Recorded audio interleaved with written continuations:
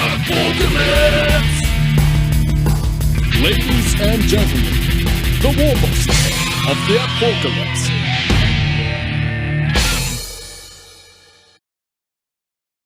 Hello and welcome to this episode of the Warboss Show. Should we call it the Warboss Show? Yeah, it's still a Warboss show. Yeah, it's a Warboss Show. All right. Yeah, there's just two of us today. Probably because I hesitate to use the word intimate, but it's. I think it's a more intimate episode, isn't it, Sid? Should I brush my teeth? I should have put a fresh pair of pants on. I know that. I'm not wearing any. Oh well, you know. So, there's the hidden blood axe. He's gone commando. Oh, So he meant someone else. That's weird, up, mate. he means his cock. So yeah, this is a great professional way to start, given the subject matter. But yeah. So me and Sid, being some of the older folk, as opposed to Scar, it seems like a child, and then the rest of us are all old farts. We're going to talk about a particular book today, which I'm quite excited about because it's probably the thing I probably never shut up about, and I've probably mentioned at least 70 bazillion times over the course of our however many episodes of the show we've had. But I thought it'd be nice to talk about it. I've been planning to write like a more structured video talking about this thing, but then sort of circumstances forced my hand a little bit, and I'm just like, oh yeah, well, it's probably more important to just do something. So in light of the fact that Brian Ansell passed away like 30th of December, Yeah. We thought we would talk a little bit sort of about some of the things that sort of we can talk about him doing. That was a terrible sentence. But I think one thing in particular we can probably talk about, and that's what we're going to talk about today, is, you know, we're going to talk about a book that he had a hand in that is very important to a lot of us Warbosses, probably me and Sid in particular, but to all of us really. And that is, we're going to talk about Waaargh the Orks. And this is my little copy. I think Sid's probably got his handy. Yeah, you've got a nice shiny rip-off. totally legal print off.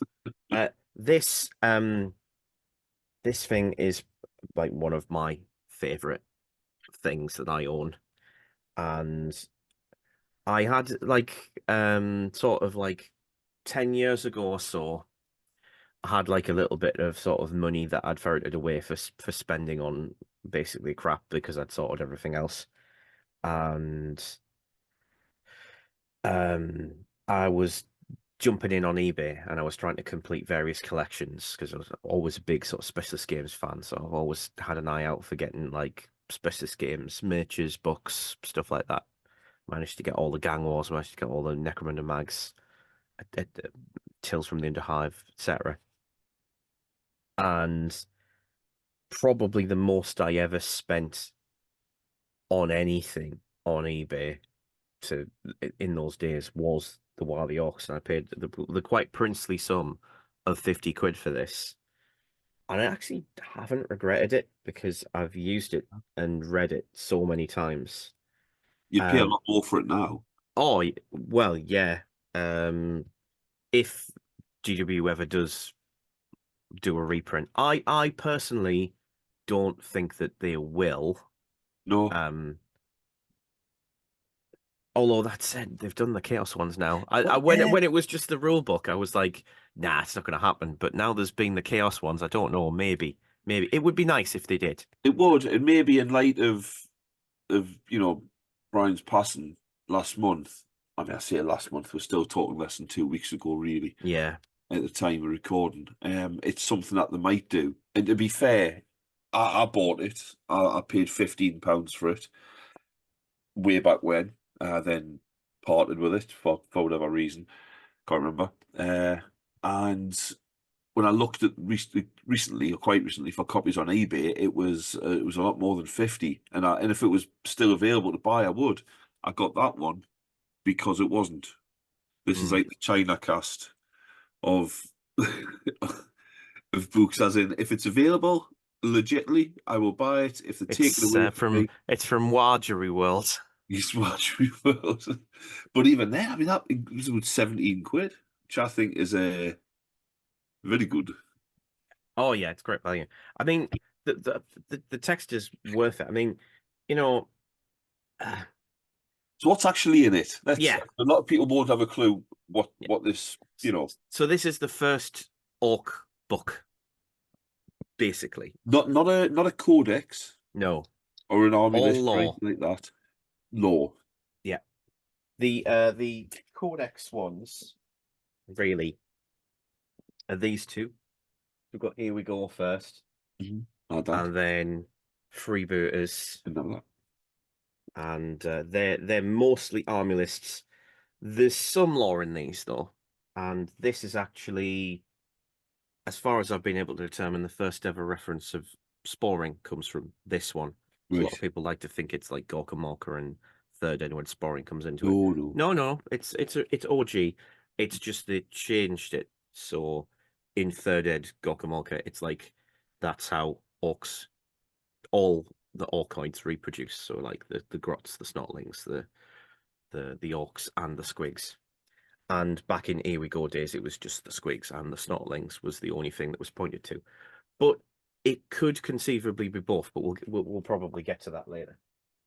But on the whole, those army lists, this is just a massive, massive load of them. It's basically like a source book, really.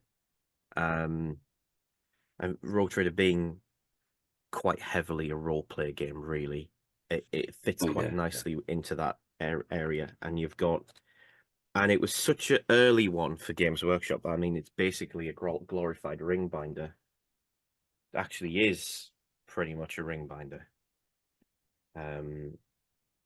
Because it's that early, which is why I'd love to see a reprint, because I mean I have to be very, very careful with it just to keep it secure, because it is a pain in the arse to read, and at the same time quite easy to read, I suppose, because the advantage of it being basically a ring binder is there's no binding at the back to break, so it's probably lasted more as a result that way. But also it does mean that every single page has to be treated quite gingerly. Well, this is why you see you need a fake copy just for everyday toilet reading. Yeah. And then you can use your special one. It can be hermetically sealed away from the destructive oils on your fingers and the atmosphere. I don't know. I just like the idea that it was put together just out of sheer love of orcs.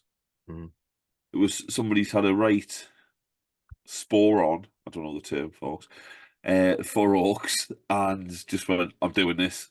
And they went, can you do that? Who's in charge? There's someone, of course, being Brian Ansell. Like, yeah, my company, my rules.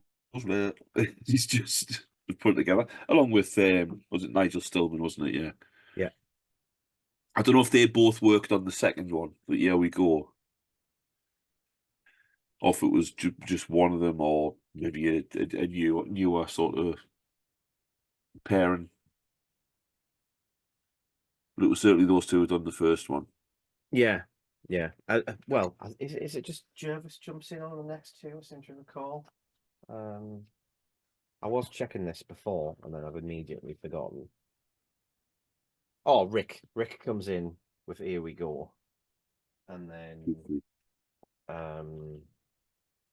presumably the other one, but I'm suspecting that's probably because and it's Rick on that one as well. I mean, there are contributions from quite a number of like the sort of big names in the early GW days, like pretty much all the named Warbosses in the books come from actual people who were involved behind the scenes playing stuff. Like Gazgul is pretty much Andy Chambers' invention, from what I can gather. Yeah.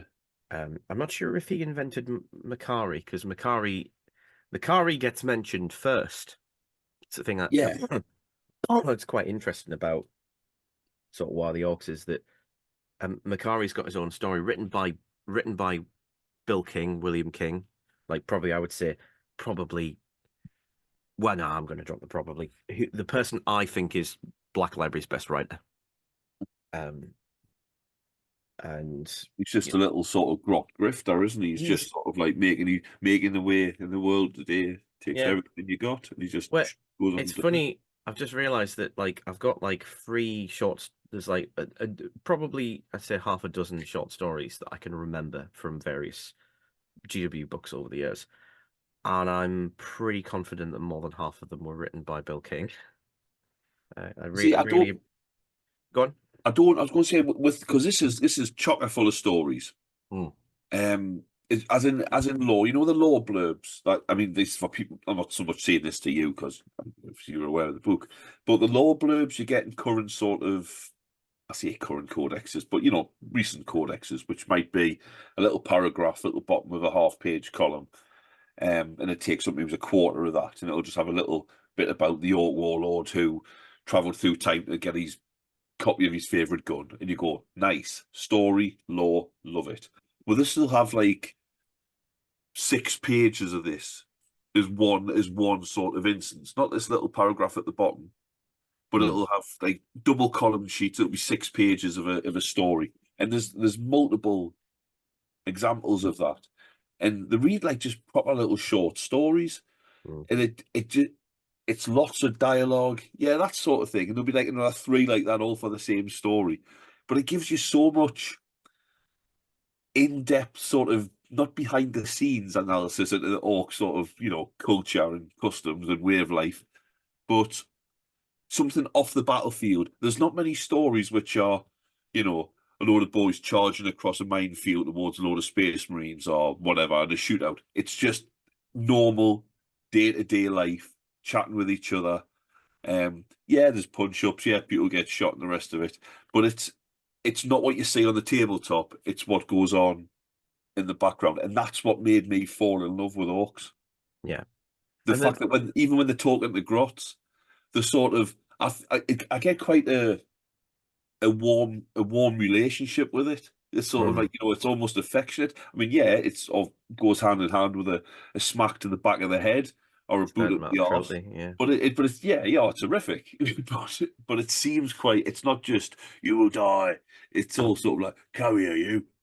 Now go and get me my gun. It's nice, but I don't know who wrote the stories. Bill King. You look at the art, and you can recognise like Paul Bonner here, and you recognise certain styles, but the writing, maybe I just don't pick up on it. I'm not as nuanced. It says credits. Yeah. It says stories, Bill King. So I presume does he do all of them? Yeah, so I presume it's all him. Right. It does read like him. Of course it does. You're right. Yeah, I was going to say the all sounds come from like a similar sort of style. There's I wasn't sure if that was just intentional or not. I presume so, but there's 4 of them in Waaargh the Orks. I can't remember if there's any in Here We Go. I think there is, but there's 4 in Waaargh the Orks. There's Makari the Gretchen, which we're almost certainly going to talk about today. Nuzgron's World, which is the one that I always forget whatever happens in it, but I think it's to do with mechs, isn't it? Because it follows in the warp something stirred. I assume follows on for it, but I can never remember. And then, obviously, there's in the warp something stirred, and then the Spider Temple. And I know more about 2 of them, so I know quite a bit about Makari, and I know quite a bit about in the warp something stirred, which has my favorite ever line ever written for 40k, and I'm incensed that it has never been repeated because it's just. I do sometimes wonder whether or not Rick Priestley had a hand in it, because it is very possibly the biggest gag in all of 40k, and I love it. It's just so. We're going to get to that. Over the top. Oh yeah, definitely. I want to know what that is. If I'm not aware of it. But it's quite an anthropological document. It's long words, but it goes into the kind of the details of Ork societies, of different kinds of Orks, so the castes, the clans, the tribes, the differences, a little bit of biology, but it's told in a kind of sort of twee, folky folklore, which I think this is probably a little bit of the reason why when Andy Chambers was more in charge, you got much more of the beastie, like moving away from that, because this probably felt a little twee. But I think underneath this is a solid underpinning, and I think almost all of it still does work. It does get dismissed a lot. There's an awful lot of people who go on about how old this book is. It's like, oh, there's some 40-year-old lore or Yeah, whatever. it is old, but you know.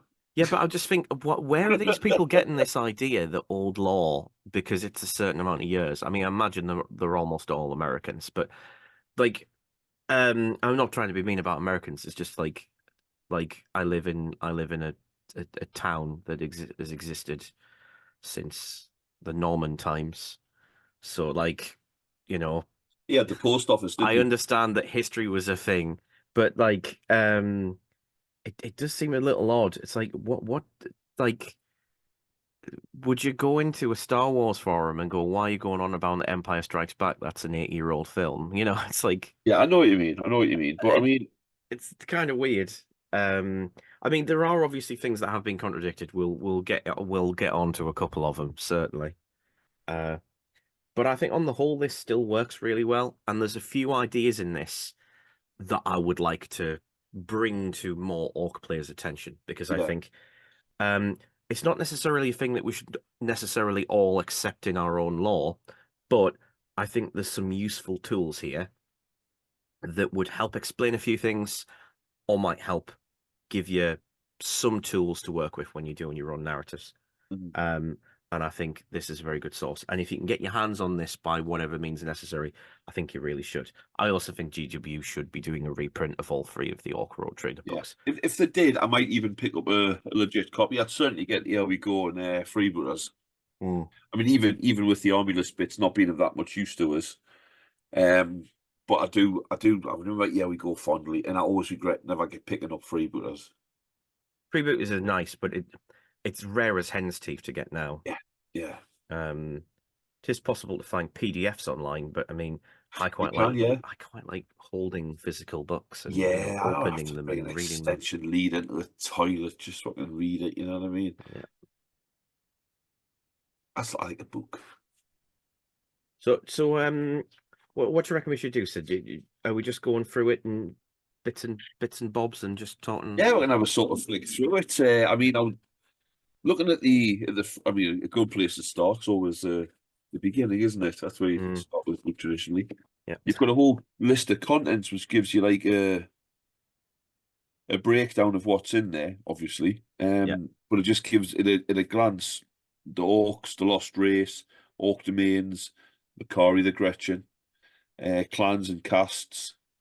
So which cover the castes cover everything, don't they? From odd boys through sort of normal sort of troop types. Like troop types, I mean like the boys. You'll not see looters, burner boys, anything like that, but you will see the boys. With my favorite at the bottom that I still can't believe GW hasn't picked up on and given us it back yet is the last cast mentioned. Yes, Is Ogrins. Ogrins.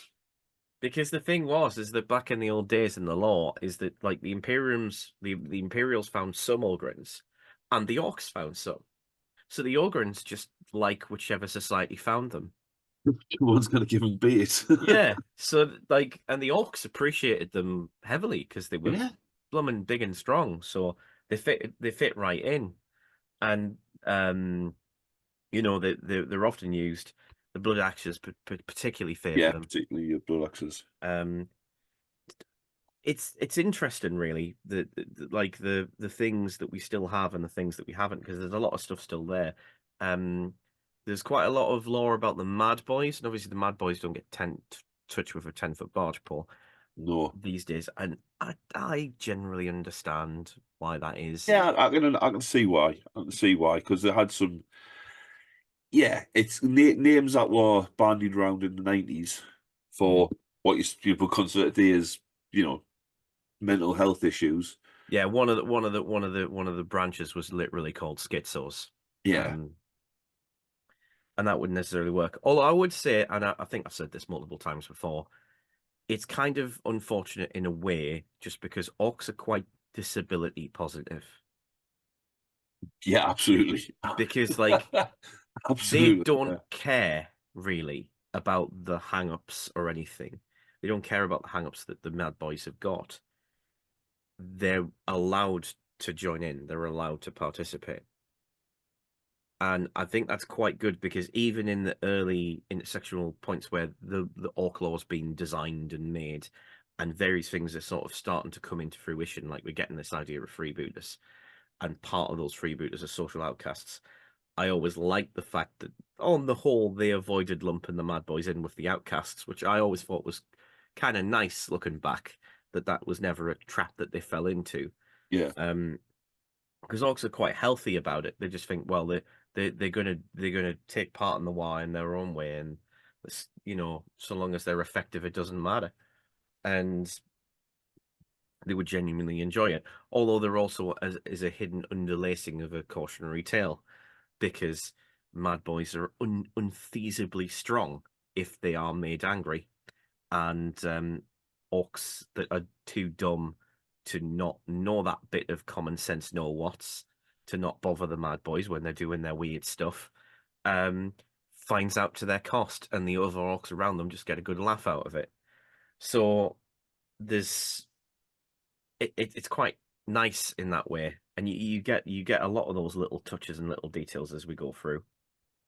So this book's got the Mad Boys law in, if you like. Was it Here We Go that's got the tables? Here We Go's got the madness tables, which tables where you've got like dice to roll, and then to see which table you're going to roll on to see what effect you're going to get. Is like the only reason that I played a single game. The only reason I ever went out of my way to play a game of Rogue Trader, seeing as I started with the second edition, was so I could take a mad mob and roll on that table. That was literally the only reason I played the game, and it did pretty much destroy the game, because so much bullshit happened as a consequence I of that remember having a table. unit of Mad Boys insist on headbutting a rhino, and that was back in an edition where a lot of headbutt attacks, for example, were not going to blow up a rhino. It's just, I wish they'd stop, but I mean, I think it did a turn or two later. But yeah, you got some mad, well, literally mad results, I suppose. I got poltergeist activity. Like the schizos were losing it, so things started floating. And it's kind of cool, because like the Mad Boys are a good indicator that the resonance stuff has always been there. It gets mentioned every now and then. The weird thing about Waaargh Orks is it's got this weird coy way with. Well, I think I suppose it's always been there with 40k. 40k does this all the time, where it like gives you all the details of what happened after having said nobody really knows. But here's what happened. It's just like, which of these is the truth? Yeah. And they kind of play with that, because like it happens in the first bit where it's talking about like the orc origins are shrouded in myth, and then particularly in the Lost Rifts, and then it tells you about how the Brain Boys came to be. So I think we should probably take some time and talk about the Brain Boys and whatnot, and the origin stuff. Yeah. Now the Brain Boys, also known as, well, the Brain Boys, the old ones, at least according to these days in the modern circles, that's what people tend to say. People tend to say that the Brain Boys and the old ones are the same thing. I've never really bought that explanation. And in Waaargh Orks, you just don't get it, because you don't even have the old ones. I don't know when the old ones come into it, really. I don't know if they're in Rogue Trader lore, because outside of the orc bits of Rogue Trader lore, I know precious little. I know little bits. I've got the rule book, so I've read a few things. Like I deliberately went out of my way to read up on enslavers, because I didn't really know much about them and stuff. Well, actually, I'm sure does it not say in Waaargh Orks that the old ones were amphibious? Yeah, because it was always believed back they were linked to the then slan, it was a weren't slan. they? Yeah, that's probably true. You'll know more about this than me. I know bits and pieces. I do know that orcs weren't connected to the Old One lore at the time. So when Yeah. Waaargh came out, the explanation is that orcs have an origin planet. Nobody knows exactly where. It had this weird sort of brain growing fungus that made that the snotlings would eat, and it made them incredibly intelligent. And they were the brain Yeah. boys, they were the smart ones. And that was working very, very well up until a certain point at which the orcs realized we're stronger and we're just being used as soldiers, but we could run the whole thing. And they take over. Well, they The get used to also to harvest the fungus for the clever lads. Yeah. And obviously, as you would, you know, we've all been picking strawberries at some point. And you know, whatever you get weird at the end, you're not wearing the ones that you've already scranned, are you? Because you always pick, yeah, let's get a few. Just got it in. And that give them the limited level of intelligence to realise that, hang on a minute, Yeah. we could be running the show here. Yeah. And then what happens is that they overthrow, they take over, they enslave the Gretchen. The Gretchen are like the builders. And they prevent the snotlings from having this brain-inducing fungus. The snotlings, horrified by what's happening, it's not really explained how they manage this, but they manage to tinker around with the orcs a little bit to make them the locus of what happens next. Yeah. And that sort of keeps them around, and eventually, you know, the brain boys just stop being smart at all. And then the orcs just end up being successful, and they bugger off onto other planets, and you know the origin planet is entirely lost. And from that point, you've got the orcs in charge. Excuse me. And they're smart enough to, you know, succeed, but not as smart as, you know, the brain boys ever were. They're very far from that. And that's where it sort of starts. So back in those days, the brain boys were literally the snotlings. It says nobody knows who the brain boys were. You flip over the page and they're talking about the snotlings and being the brain boys. The classic Waaargh Orks. There's a lot of weird shit like that. And I personally buy this. I think this is the best take on it. I mean, to make it work in the modern setting, you would have to do a little bit of jigging around, because now with the modern lore, we know that the orcs were created. Well, we don't know, but 99.9% chance that they were created by the old ones to fight the Croc or Chaos. Were created the Croc, who are obviously going to turn out to be the orcs eventually. Into fighting the Necrons or Chaos, depending on which sort of stories you use. It doesn't particularly matter, because that's just the two ultimate foes of the old ones in general. So it doesn't matter which one it was, really. And you can just sort of lean into this, but it's just like the old ones go out the picture because they are either wiped out or they leave the universe. I personally prefer some of them escape, because then they can form a very useful explanation for what the heck are the Tyranids, which I like to think the Tyranids are the last thing the old ones create. And that the old ones have created this race to just go into this universe, eat everything sentient, clear, thus getting rid of all psychics, clear the warp of all of the gods that are in it, and then come back in and start again. Like a reset button. Like a reset button. And like, I'm pretty my point, the reason I'm kind of convinced about this, it's not my idea, by the way. It's been clanking around on the internet for goodness knows how long. I quite like it just because Tyranids have psychers, and that was always the thing that we always went with. Well, the races that are probably created by the old ones, they're all the ones that have psychers. So it's a good theory. It's a nice, interesting theory.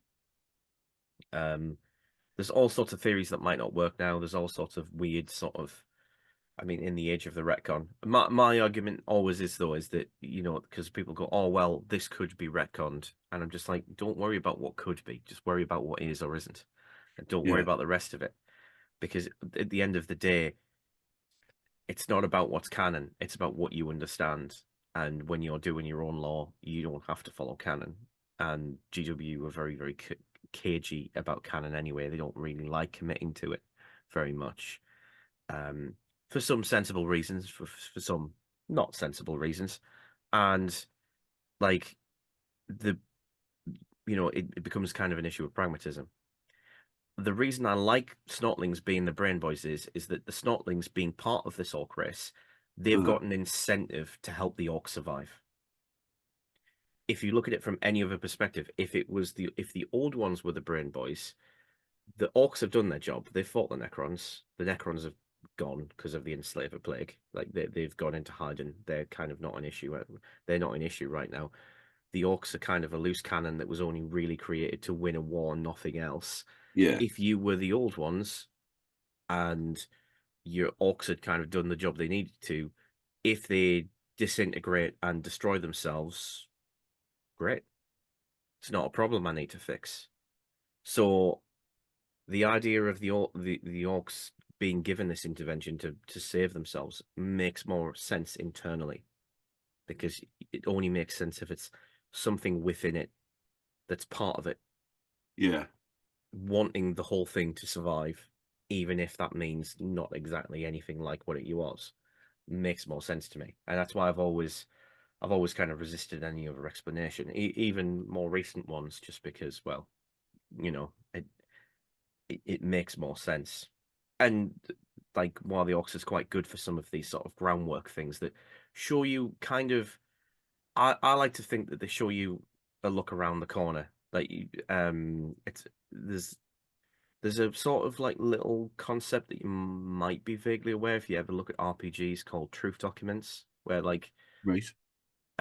There's some like the one that I can always remember is there's a RPG called Slay Industries or SLA Industries, and they've got this document that goes around the internet every now and then called The Truth, and it was just like what the guy who made the book behind the scenes felt was true.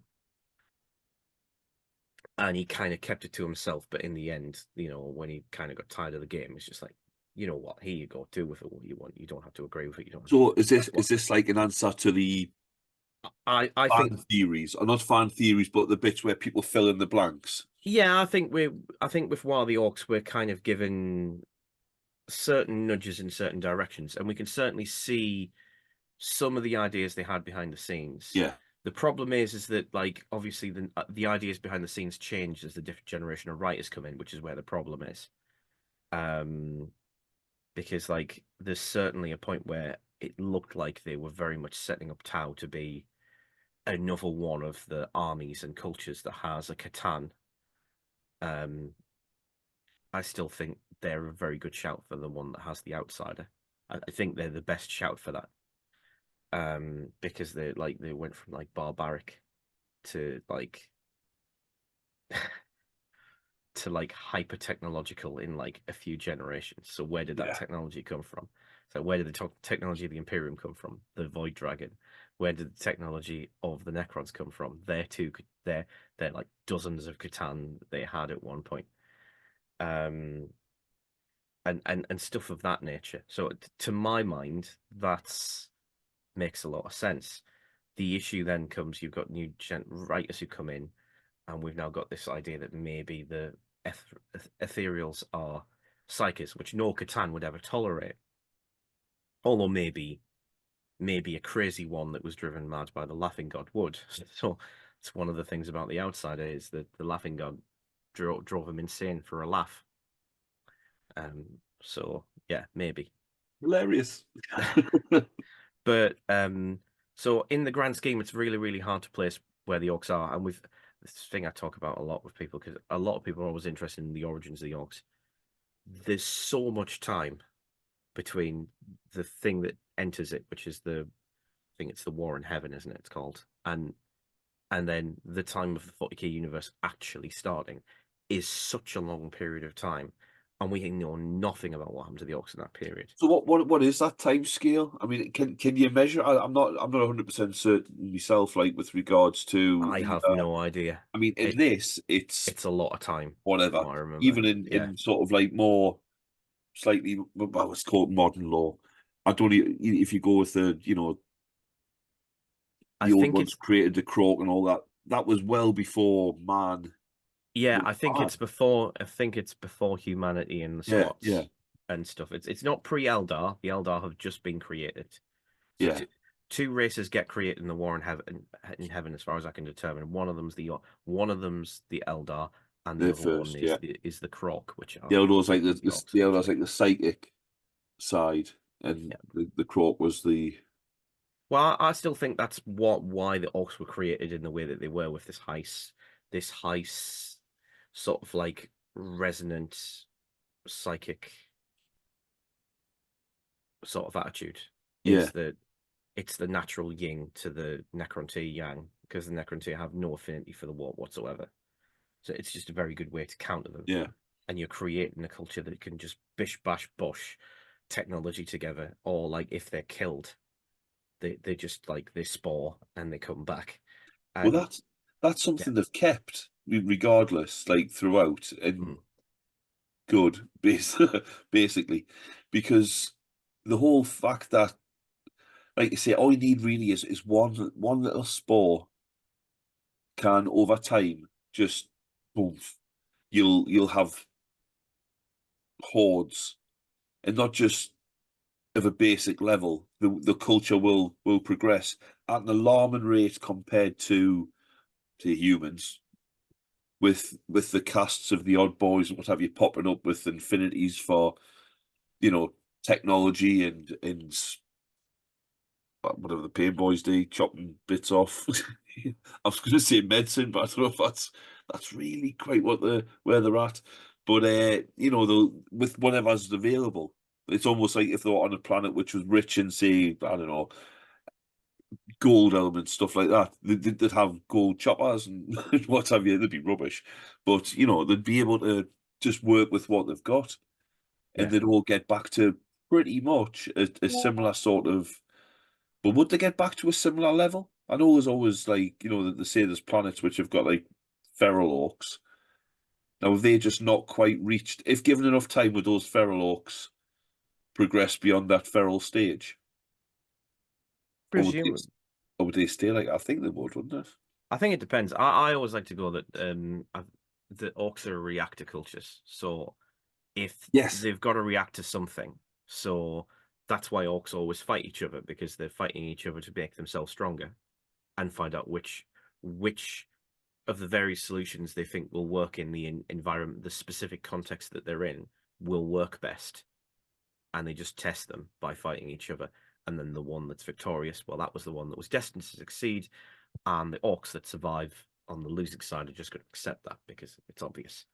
And that might lead to resentments, and they might go back and they might try again. But you know, all of this sort of factionism will only last so long before it's obvious. And when it's deeply obvious that that's the solution, the Orcs are united under one banner, and they're either going off to conquer, they're about to conquer the planet they're on, and probably go to a load of other ones. And that's just kind of the progress that they the progress that they tend to have. Um,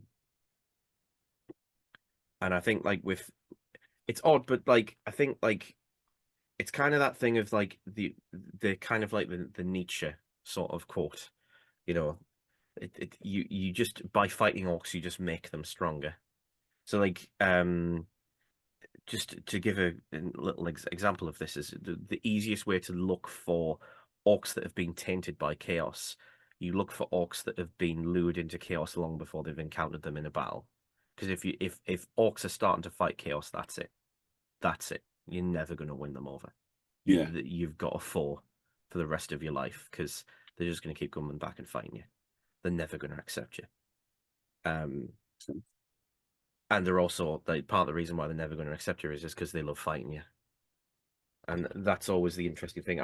That's why people are always like talking about the Tusker thing as oh, the Tusker's going to end up being a greater demon. I mean, possibly, but I think more likely the Orcs just want to keep fighting, Yeah, you and see, that's never going to be full loyalty. I agree with that, because I've wanted to do a Tusker model, like a kit bash or something, like, to represent Tusker.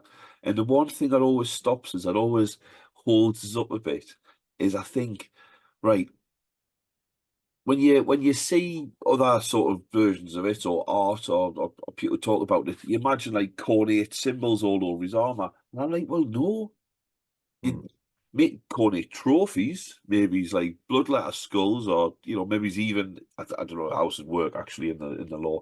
Using a bloodthirster axe or something, I think is fine because they're like spoils of war. But actual glyphs and decoration, no, because it's like they're not running around going, oh yeah, we fight the Space Marines. As you can see by my lovely Aquila and the fact that I've put U's all over my shoulders and whatnot. You wouldn't do that. The Space Marine helmets on your boss pole, yes. Aquila on your chest, no. That's not how it works. So he's fighting on this cornate planet, or maybe it's outside the gates of the Brass Citadel, whatever it's called. He's fighting there, but doesn't necessarily mean he's turned to Khorne. He's just continuously fighting him, and that amuses Khorne because he loves a good scrap. Khorne cares not from whence the blood flows. Exactly. So yeah, I don't think he wouldn't. He hasn't gone over and therefore come back like you say as a demon prince or anything. He's just still fighting them. We could actually do a little quote from here because it does. There is a section, one of my favorite sections actually. Dad Gods has got a little bit where it talks about how the Orks see the Imperial cult, and also there's a bit about Orks and Chaos specifically. So there's no predilection for Chaos amongst Orks. Indeed, Orks are very much less likely to turn to Chaos than humans or other races. This is due to the fact that the Ork race is relatively stable and content.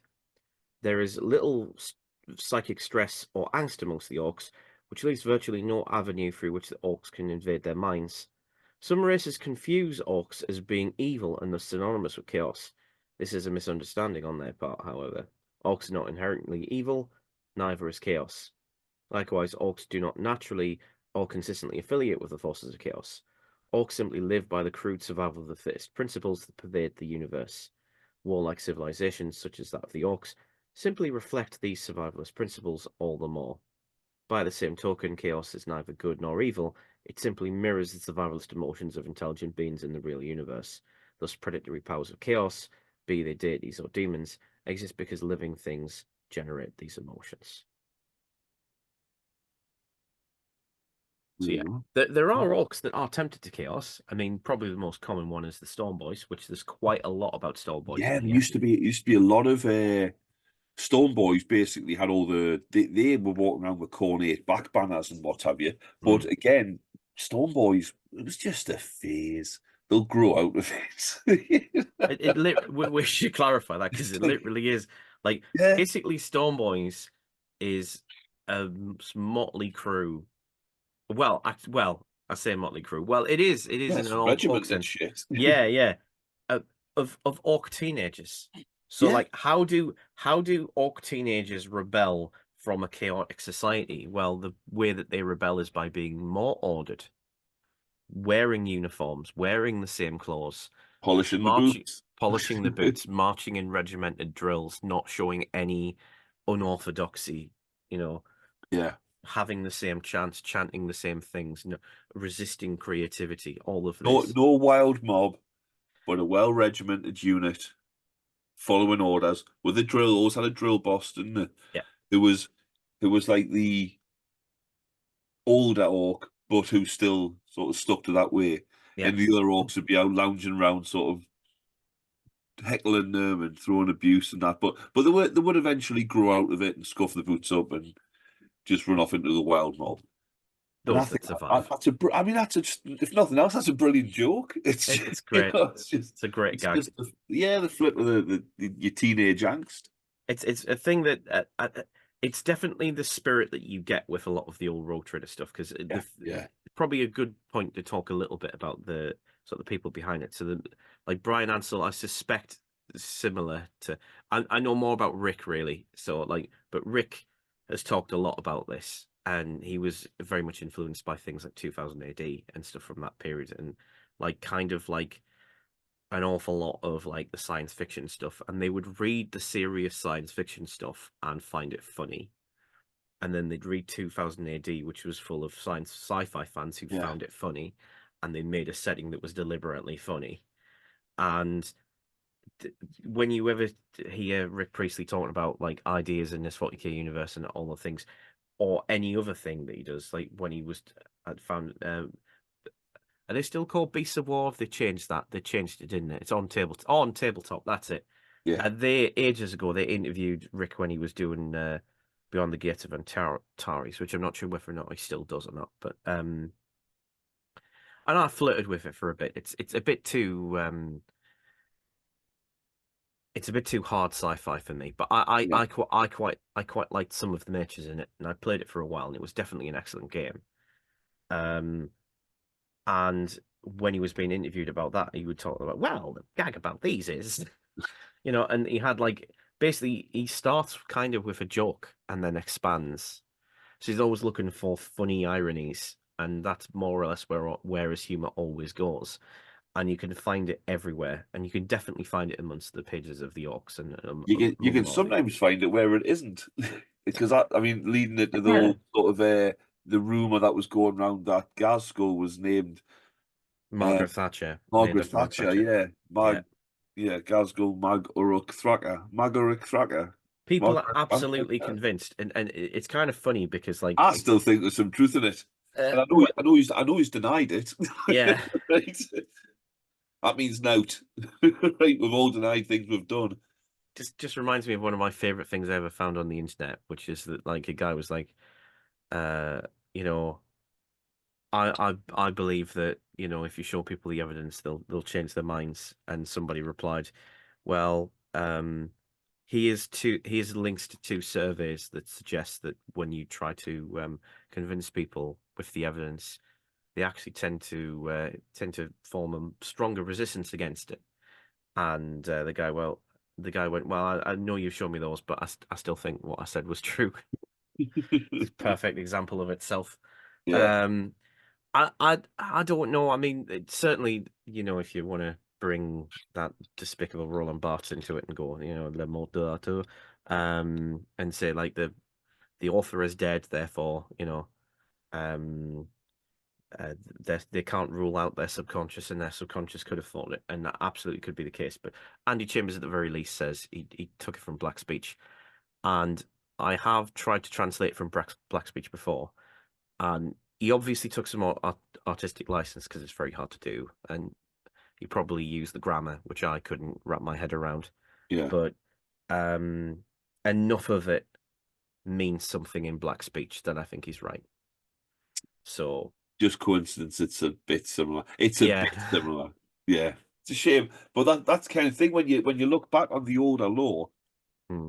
and you see like the you see the jokes and the sort of sideways nods and glances to other things and tongue-in-cheek sort of references and what have you, Hmm. then it's easy to hear something like that and go, yeah, definitely is true. It just fits. It just fits. Because I can't remember exactly what Gazg means, but Gazg means something in Black Speech, and actually Gandalf says it. He says Gazg. He says it Right. at the Council of Elrond when he's saying some Black Speech to freak Boromir out. Like he says Gazg. So yeah. So there's a few bits and pieces I can't remember, but like Gazg ghoul. So the ghoul bit there, it literally like it's like spirit or ghost. Um, I can't remember what Gazg is. I did look at a lot of this. It does mean something. It's what writers tend to call meaningful names, where you take a dead or not known language, Yeah. and you go, right, my character has these archetypes.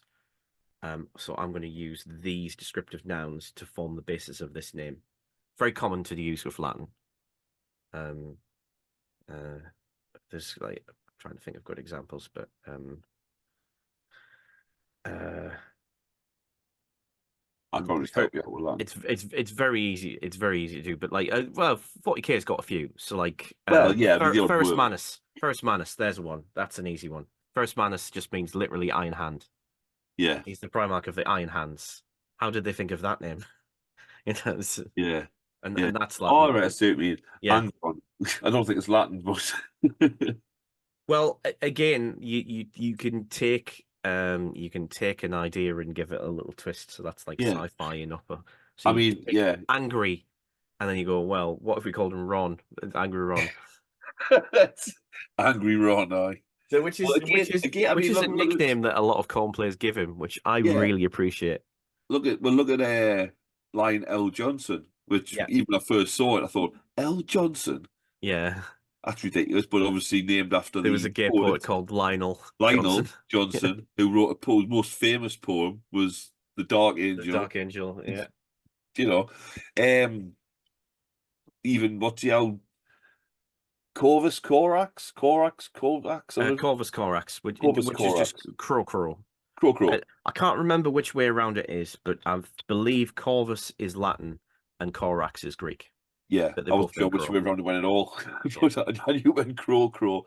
And is it Crow? Because I know in the book, in one of the books, his last words or something was "Nevermore." And I'm Nevermore, like, which is "Oh." just a direct reference to the Raven, Yeah, from which Poe. is Edgar Allan Poe's poetry. Yeah. Um, So there's lots of stuff. It seems like when you look at things like even the Primarch names, that some of them are, you think they were rushed out pretty quick without any real thought, and they were first referenced, obviously, way back before Black Library got a hold of them and all the rest of it.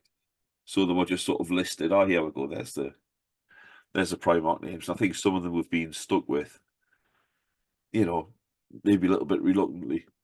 I A mean, lot of them now on just the whole, they're all really good, and I like the variety.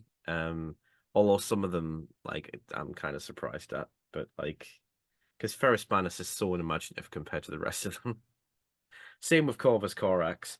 You can tell they weren't really thinking much of those two chapters. Like, they were probably just largely an afterthought at the time. I do think Angron's possibly the the well, not the laziest, but it's what's his key feat? He's angry. Oh, it's just Angron. Yeah. Angron what? And then No, you've got like just Angron, like Madonna. You've got Perturabo, which is you know, it's just way more creative. But yeah. Yeah. But again, Ferrus Manus, if you don't know your Latin, and Lionel Johnson, if you don't know your 19th century poets, then yeah, you get away with it. Seeing as we're talking, not everybody does. Seeing as we're All the talking, internet and stuff like this makes it so more and more people do. That's the only reason I know, because well, I've seen it on stuff like this before. I mean, I'm more than willing to admit that a big reason why 40k is kind of broke for me, and I find it very hard to like it still these days, is almost 90% because of the internet in various different ways of making me aware of things that I might not have noticed if I didn't have it. The internet's just ruined everything. We'll just go with that. That's what the internet's for, isn't it? And it's all your fault. Yeah. Just because it's the perpetual escalation machine. That's the thing. Yeah, that's exactly. Yeah, that's the problem with social media in a nutshell. Is like all of these people are getting angry all of the time, and if we didn't have the capacity for all of that to be stored, you've got time to go out, get drunk, forget it ever happened, move on with your life. And the internet just goes, no, this is still here. Look, read it. This is the other person's T-shirt you were wearing in Weatherspoons at 4 a.m. It's right there for the rest of your life. Everybody will be able to see that. And how do you expect? But we still can just go out and get drunk and forget about the stuff that we don't like. I'm just noticing how creased this T-shirt is. I apologize. It's so creased. I'll try and. It's because I'm losing so much weight. You see, it's not. So anyway. Yeah, I wish. Same. So, seeing as we're talking about references, so we probably should talk about the slightly. I will have to do this in a kind of way. Currently on page 6. Yeah. Well, I think we have to move away from the page format, otherwise we're never going to get this done. Yeah. But one of the things I think I'm just thinking of things to point out now. Probably the easiest way to do it. That's the best way as well. That's grand. But we should probably talk about the fact that there's some of the sort of motifs that went into the old Orks. One of them was very much distinctly sort of like the people who wore grey and black in World War II. was an element there, and there was a time when the Orky glyph was not what it is now. Oh, there was an Orky glyph for family, wasn't there? Uh, I think it was nah, family. yeah, No, there was. that's That's a joke for people from the northeast of yeah. England. That amused me and caught me out because I wasn't expecting it. Yeah, yeah. The Orky glyph Nah, which is family. I think it was, at least I've seen it as family. I've also seen it as something else as well, but I can't remember what the other one was. Yeah. Yeah, it was a square with. Well, I think he's going to show. Uh, We might just if we just stick a slightly screenshot up. yeah, slightly unfortunate. Yeah, I'll show it it has. before. I'll Yeah, show both before and after, and you'll be able to see that the after still points in the direction of the symbol that was used. But yeah, it points towards a certain real world political party who yeah, were a bit naughty at the back end of the 1930s yeah. until the mid 1940s. But you can definitely see that they took And for like that. some reason, somehow, Yeah, still a little bit now and again today. It's fucking mental. But there you go. yeah. But it's basically a caricature. So it's the idea of the might is strong, and like certain aspects of the Orky xenophobia starts to make a little bit of sense. But then there's definitely a very strong departure from an awful lot of it because it's kind of done lightheartedly to a very Yeah, large extent. But you can see the influence there, like the experimental science stuff and like a lot of the ideology and certain sort of aesthetics that exist, particularly with the Storm Boys, makes an awful lot of sense, but it's done in a ridiculous orcish caricature that just mocks it, really. Um, but also ironically makes orcs a far better society and a far better ideology than what they're based on. And bearing in mind that the orcs are kind of horrifying anyway, I think I it says think a yeah, lot. absolutely. I mean, there's not many races in 40k which wouldn't be slightly horrifying in one way Yeah, or another. But I do think even yeah, the were generally sort of that lambasted almost is like, oh, comic relief, the yeah. comedy faction, not grimdark enough. And to be fair, there's no grimdark in there really. I don't think there's anything particularly grimdark. I prefer this to the more gritty, gritty stuff like you get these days.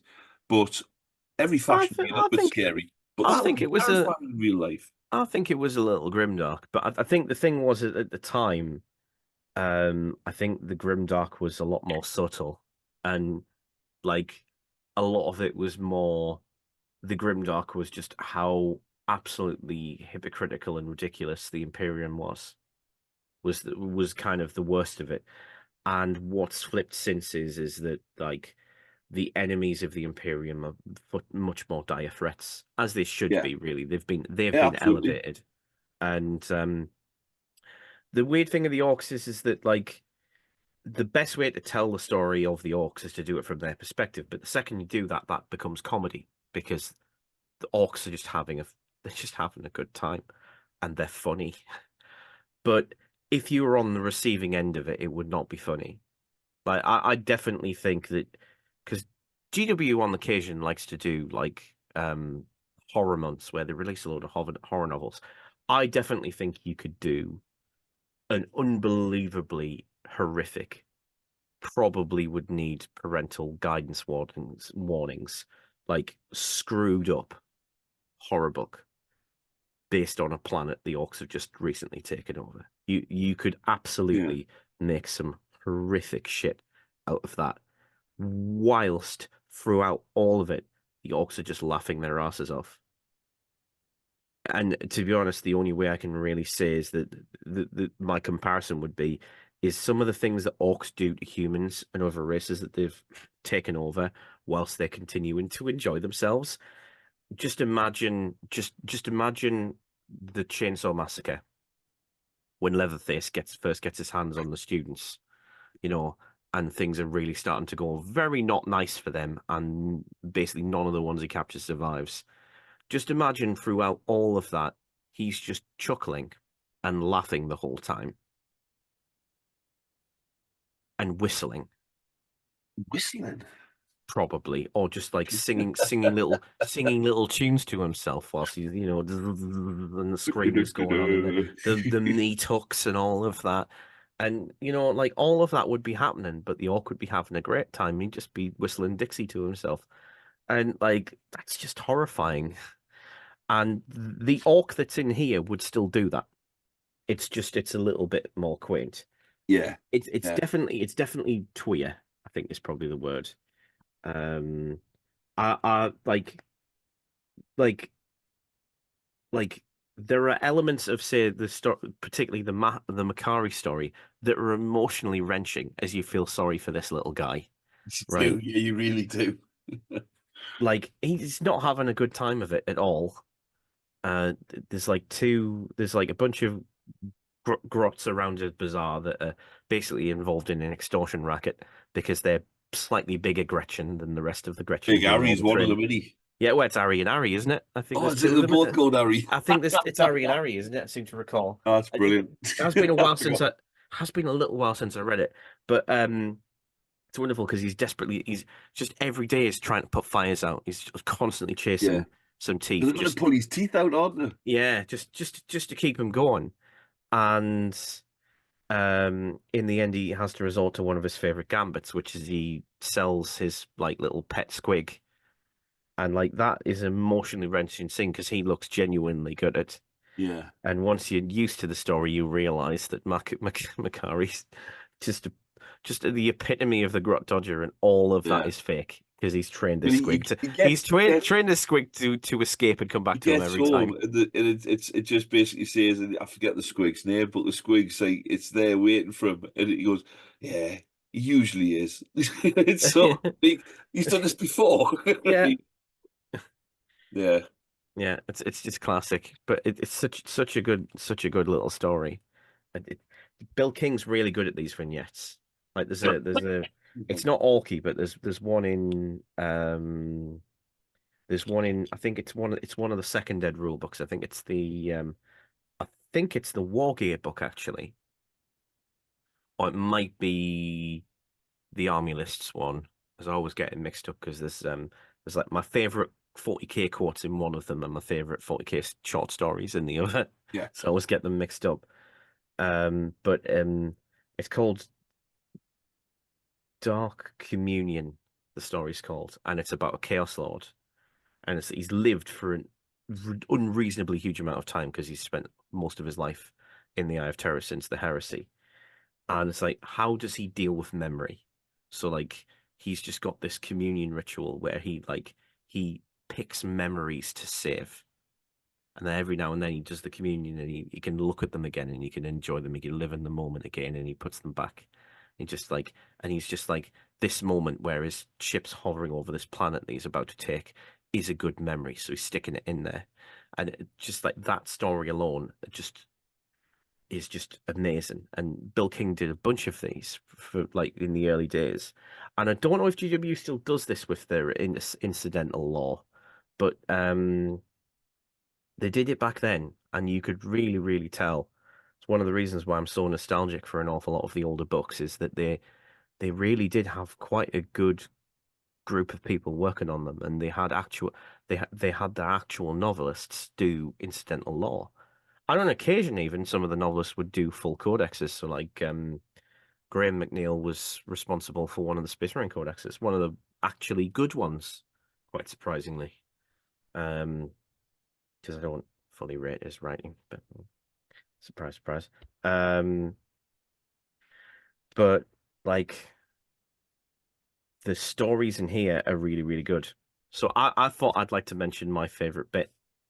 This is what you were on about before. Yeah, it's from in the I do Stairs. really rate the stories in here. I tell you, just before you give your favourite bit, I tell you Wow, I'm finding it. Yeah, with the stories. During lockdown, when COVID kicked off, Warhammer TV on Twitch. Was it Warhammer TV? It was basically when they just had like the Twitch streams, what have you, the hobby hangout every evening. And I think there was one late morning as well. There was the one with Wade. I forget his surname. I want to say Wilson, but I'm fully aware that that's Deadpool. That's Deadpool, yeah. Anyway, Wade would be on, and he liked his Ork stories, and a few times he sat and done like little story time with Wade, and he was reading out the stories or some of the stories from this, and it was like a good 20-30 minutes with his dramatic voices. He's reading and this, and he's going through it all, and I loved them. I thought they were fantastic. Just sitting there. I mean, I'd read the stories, I knew the stories, but I loved them, and I was genuinely excited that there was people watching who didn't know the stories but were going to hear the stories, and I just I really like that. So it shows like the art quality that that we're still getting put out there, and are still getting put out there. They're also really good thematically because they're kind of iconic moments. Because like I haven't read the Spider Temple in the longest time, but it's very, very good for the snakebite and feral orc feel from what I remember. Yeah. Nuzgran's World, I remember nothing about it. I've read it several times. It just certainly not recently, but like No. The one that always leaps to my mind is in the Warp Something Stirred and Makari. But the Makari one I've read back to back just because when I was doing my Rebel Grot stuff, it was the best vignette that you could have of just what, because Grots have got a society within a society, basically. Yeah. They've got their own little world. And I played around with that, and I've done short stories playing around with that as well. And doing different things. Like I had a grot bar. I had a grot bar that was a hidden grot bar underneath an orc tavern. Like almost like it was almost like the Disney films where the mice they'd have their civilization that was just as advanced as the regular human civilization, and it lived right next to it, and they'd go in I'm very much thinking of the Rescuers here. But like they had the Allied Nations building, and then there was like the mouse equivalent was in the same building underneath. Yeah, stuff like that. And like I did like a little tavern in there, and they just basically had just the offshoots of what the orcs could easily miss. And they had a desk that was made of like the mangled, smelly armor of like the previous Warboss who got run over by the current Warboss's death roller. just because no orc wanted it. So the Grots just went, oh, that'll make a bar. Yeah. And it smells because obviously he's still in it. He didn't wash it out, and just like little ideas like that, and like you get all sorts of stuff like that in the Wild Orcs. We've already talked about Ari and Ari. Yeah. But like just the Grot Bazaar is just like a hive of just Gretchen going about, and it's got its own internal politics, and sort of Makari's just trying to get by, he's just surviving. Yeah, and it's just so good. While the Orcs I keep saying while the Orcs in the Warp Something Stirred is just completely different because it's basically about the construction of the first Gargant. And like I think it follows on from Nuzgran's World, because I think in Nuzgran's World they encounter a Gargant, don't they? And I think this is a follow-on. I think. I'm probably wrong, but there's just this little paragraph that comes along, right? It's basically once the Gargant's been finished, and there's this little paragraph, and it's just so unbelievably epic and slightly understated, but at the same time not, that I wish it was still regarded as absolute canon and that it had been mentioned in multiple other places, because it's in this one paragraph, it has more stakes and more interest than the entirety of the Beast, the Saga of the Beast series, and like literally does more to make them look like a threat than that does. So what is it? Is this your favorite bit? Yeah, this is my favorite bit. Oh, with it. Let's hear it. So basically, this is the Gargant's just been created, right? Gork and Mork stirred, and a wave of fear passed through the warp. Suicide and incidents of violent crime climbed steeply. On Eichelbar, an astropath screamed and threw himself from the balcony of a skyscraper apartment, yelling that his people were doomed. On the craft world hope of other days, an Eldar philosopher stopped listening to the eternal music of his water chimes and began posing his death haiku, feeling his life had been justified. On distant Earth, a living corpse and a golden throne opened eyes that held fear for the first time in centuries. Yeah, I remember that now. You know, you read out. Yeah, it's the psychic awakening of the Orks when they build the first Gargant, because that's basically the first Gargant, the first Waaargh, the Gork and Mork who'd kind of like just been sort of lingering around, not really doing much. Just went, oh hey, we're up to summit. We're off. And it's probably worth bearing in mind while the Orks talks about Gork and Mork quite a bit and goes into like just how unassailable they are. Because they just wander around the warp like they own it. And the only thing that stops them from just taking over the whole thing is just the random nature of Orks. Just like they just have the impulse. So they just go over and beat up one of the Chaos Gods for a laugh. Yeah. And the Chaos God's not going to be able to do anything about it. He's certainly not going to be able to stop them. He's certainly not going to be able to kill them.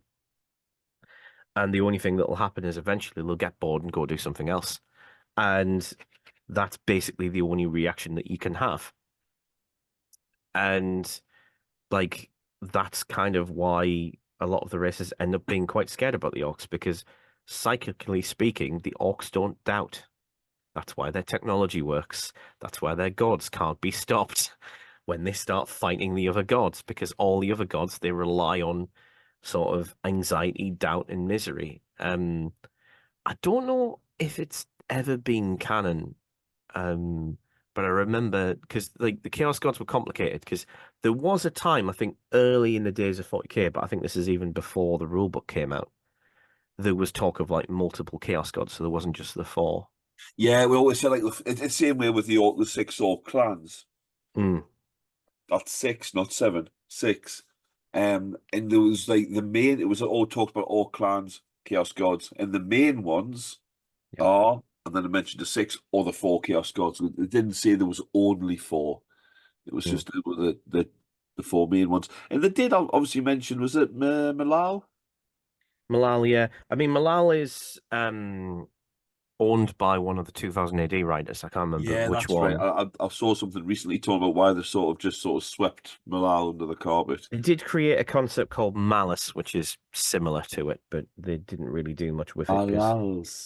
Yeah. But I was on the understanding that they also had a bunch of other Chaos Gods, including the God of Atheists called Nakoko. And it used to have a page on Lexicanum. Now, it doesn't anymore, so I don't know what happened on that, whether or not it was just a huge ass fake. But Lexicanum are a pretty reliable wiki. They are pretty good on their sources on the whole. I have to say I have issues with their Ork section, but not necessarily because they've got anything wrong, but they are very averse to any kind of speculation. Which is a bit anal retentive, but I think for the purposes of what they're trying to do, I think probably wise. So some of the Ork articles are not ideal, but working with the source material that they have, it's probably the best that they can do. The take on resonance, for instance, is probably not really close to the reality of it, but you've got to kind of fill in a lot of the dots yourself with resonance because it's a bit literal, and resonance just come up a little bit in Waaargh the Orks. The red ones goes faster. Yeah, red ones go faster in here. I would argue that the Mad Boys being surprisingly strong when they're angry, and the schizo kind of poltergeist activity stuff is all resonance stuff. Yeah, I think one of the reasons why the Mad Boys are so potent is because they are an irrational Ork. So they will make the resonance stuff do the crazy shit that all of the 40k fans who don't fucking understand Ork lore at all think Orks always do. This is like with the one, like you said, the red ones go faster. That was the first time I'd seen anything like that. And I think the second one was yellow is more snazzy. Yeah, or explodey. Mm. I was going to say, you know, with rockets and stuff, yellow gold explodes better. The purple is for sneaky. I know that's just I sort used to denounce that as meme lore, but very unfortunately, I think in a recent novel, I think it was canonized. I think of, wasn't it? On someone Warboss? someone in our comment section was saying it's official now. I'm not I sure don't possibly where, but so there might be some teeth to that now. I mean, I think it's dumb to elevate meme lore, but I do see the logic still fits. That's why Yeah, I mean, you know, partly why it's funny is that like that is sort of how it is because orcs are rationally irrational is how I tend to see it. yeah, it started off as like a, you know, a joke, which a lot of this did. I mean, Yeah. starts off as a joke, ends up, you Yeah. know, with its players firmly committed. And I think anyway, but I think they're the only ones I know. Apart from I've heard black is just proper, but I think that's just a goth mouthing off, to Mm. be to be honest. But yeah, does the resonance also cover things that happen to the Weird Boys in? Yeah. Yeah, It's the same side, the different side of the same coin, but yeah. yeah, Um, the weird boys in Rogue Trader is very very interesting, particularly yeah. because they No, were very unwilling. They really, really really didn't like didn't the like idea it. of being there. But I love the fact that the miniature, you did get individual Weird Boy minis, and you got a couple of additional orcs, minders, who job it was to pick the Weird Boy up and carry him, and Yeah, sometimes just to hold make him like sure a he cannon didn't and sort of aim him. mysteriously disappear Yeah, yeah, before make the sure he battle didn't run started. off and he's done what he was meant to do. And Yeah. you did also get the mini where I think it was a couple of them where there was like three minis on one base, on like one of the long Mm, cavalry bases, and yeah. they'd either be holding them like a cannon, or they were like just arms round them, sort of, you know, guiding them. But then when a weird boy, or if a weird boy didn't have his head popped and got quite accustomed to the rush of all that psychic energy, sort of like walking that thin line and become addicted to it, they became a warp head. Mm. And you still had the minders, but then the minders' job was to make sure he didn't go charging off into the most densely populated area of the battlefield, chasing that rush. They had to sort of drag him away from the action and sort of like keep him on that, you know, again, make sure he'd done what he was meant to Well, do, and not also just because run it's off to partly that nearly thing get his of head popped. they haven't done super much with it, but it's partly that thing of like back in the day, the weird boy wasn't just risking his head. Well, no, Nearby orcs could go pop as well. I think that's still in there with regards to if you. I know in 10th now, if you kill a weird boy, they've got the deadly demise rule, same as vehicles. There's a chance they'll Mm. explode, which obviously hits other people. And even in previous editions, and I can only speak from 8th onwards, really, apart from like the Rogue Trader stuff. 2 to 7's a bit of a mystery to me. 2 I just don't remember, and 3 to 7 I never experienced. But there was the whole if a weird boy died, I think due to perils of the warp or something, I think it was in 8th. Then he would do a psychic backlash to other orcs in the area, more so than a normal sort of psychic backlash. So it was still in there, but yeah, it used to be quite damaging. Can't recall. It probably did. I don't remember. They've probably Um, skirted around it in various different ways throughout the. I always did it. If I was doing my own rules, I would chuck that in, and make sure that there was some reference to it. Yeah, But it's just a fun idea. yeah, And also like fallen foul of psychic energy going awry is kind of just as fun as magic going awry when you play Warhammer Fantasy, particularly if you've got Skaven. The only time in my entire Warhammer career where I managed to get the dreaded 13th spell to work. I also managed to well, it was in the edition, it was in the last edition actually. So it cast with irresistible force, which meant it couldn't be stopped. And then it miscast, and my Gracier he exploded using the large blast template and wiped out most of the Storm Vermin unit that he was in. But the sort of advantage was is that the horrible Death Star unit that was in front of me had all been turned into clan rats just before this happened. So it was quite funny. Just absolute carnage. I didn't win that game, but it was so fun. Yeah. I love things like that. It's just less boring. It's just so much less Yeah. boring.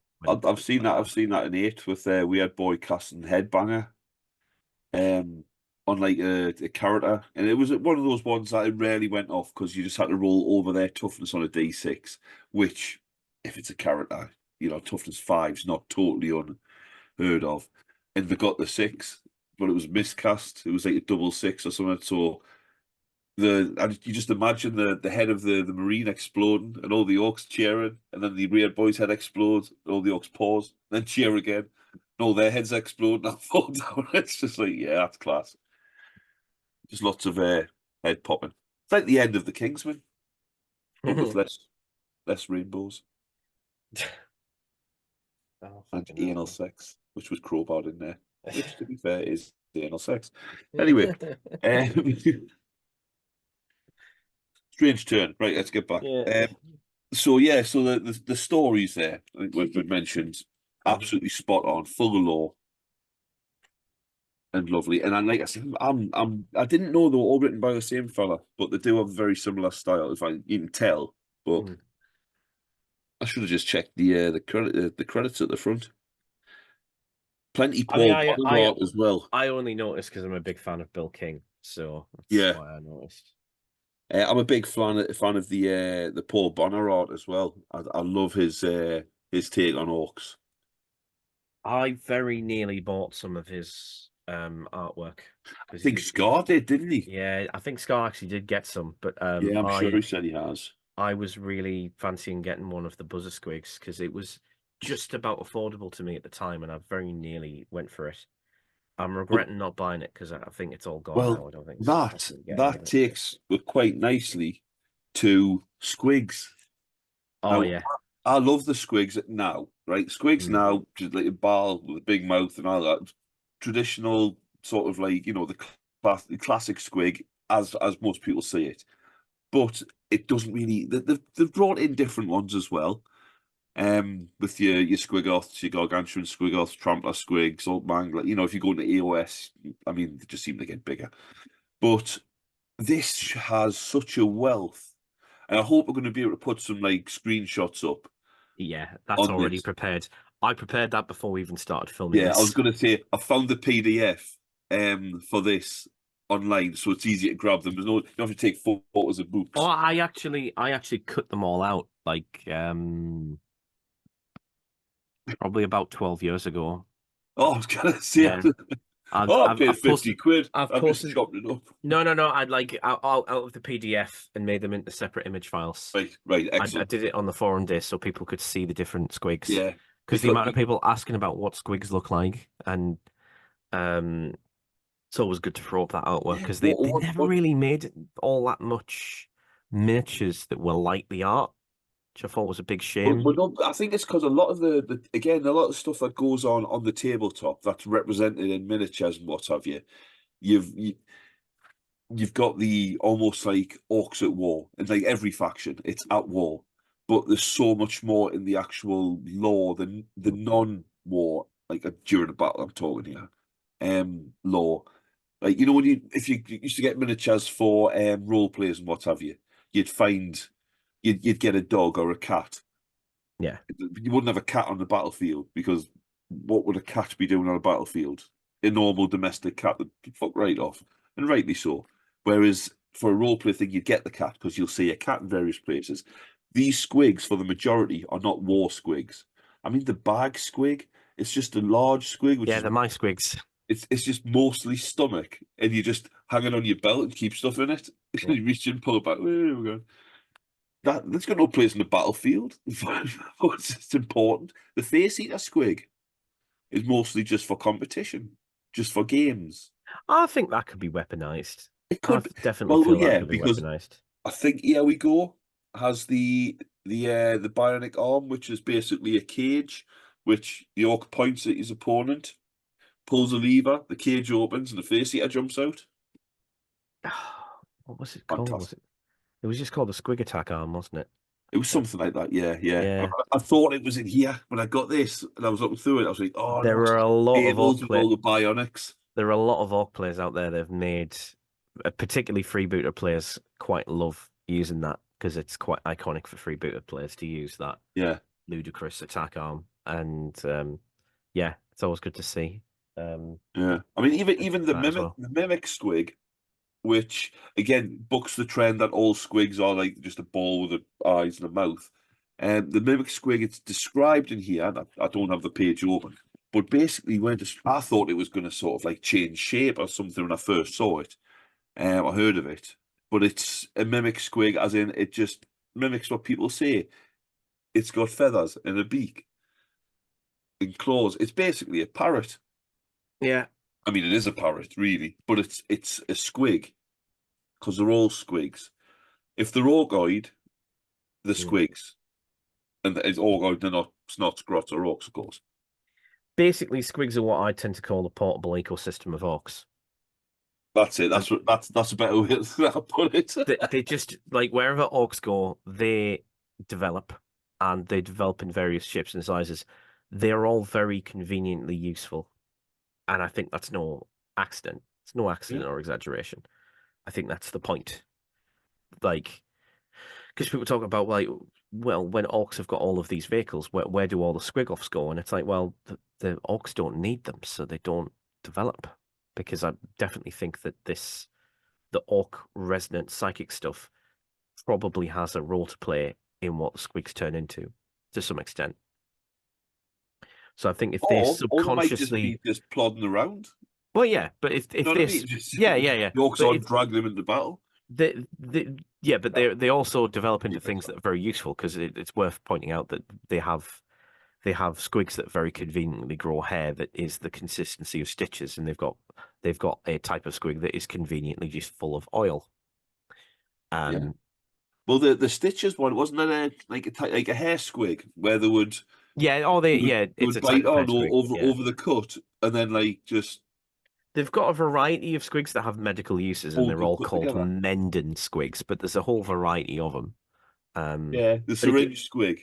Yeah, there's the syringe squig. You've got a large proboscis. And Or if it's got an fucking bulbous extremely body. long one, it's called a Erty syringe squig.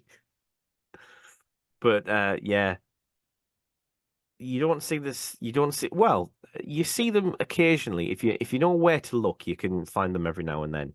The there is an oil squig in miniature form because There is. the oiler grot is carrying one that's got like a little modified snout on the front of it, which is just a brilliant idea. And I'm so pleased that exists. So occasionally you find the odd little squigs. Squigs that are kind of a bit like pet dogs occasionally turn up, and they've got the very unfortunate name of Growler. Are they a bit hairy? Yeah, they're a bit hairy. Fortunately. Yeah, very hairy. They Hairy look an brows. awful lot like a Shih Tzu, actually. Which is probably not an accident. Killer eyebrows, if I remember rightly. Yeah, Killer eyebrows going on. trying to remember the page, but I doubt I'll find it off the top of my head. But I'll be chucking the pictures up. Yeah, Anyway. chuck the picture up. But there's just so many like little Buzzer squigs, which just look like huge mosquitoes. Oh, buzzer squigs are horrific. They also I think they're the only squig that has two different designs.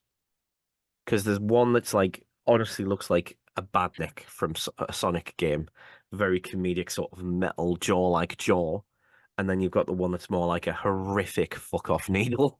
Yeah, and it's like I would not like to run into either of these options. Yeah. Well, this is it with squigs. So because of the massive sort of variance, that's just in this book. Plus what we've got now, and even like I mean, I'll lump in the EOS ones and everything. That fella they've just brought out recently, who's got like a squig with what looks like a quiff, who I think is meant to be like a portable anvil. I'm quite on board with that. To be fair, that's wicked. But you can just do yourself. Do yourself. You can do yourself as a squig if you want to. But what I mean is, you can do what you want. I've recently put some wings on squigs, and I use them as me storm boys with orcs hanging off the bottom. But yeah, anything to be a squig. The eating squig's just like a blob, isn't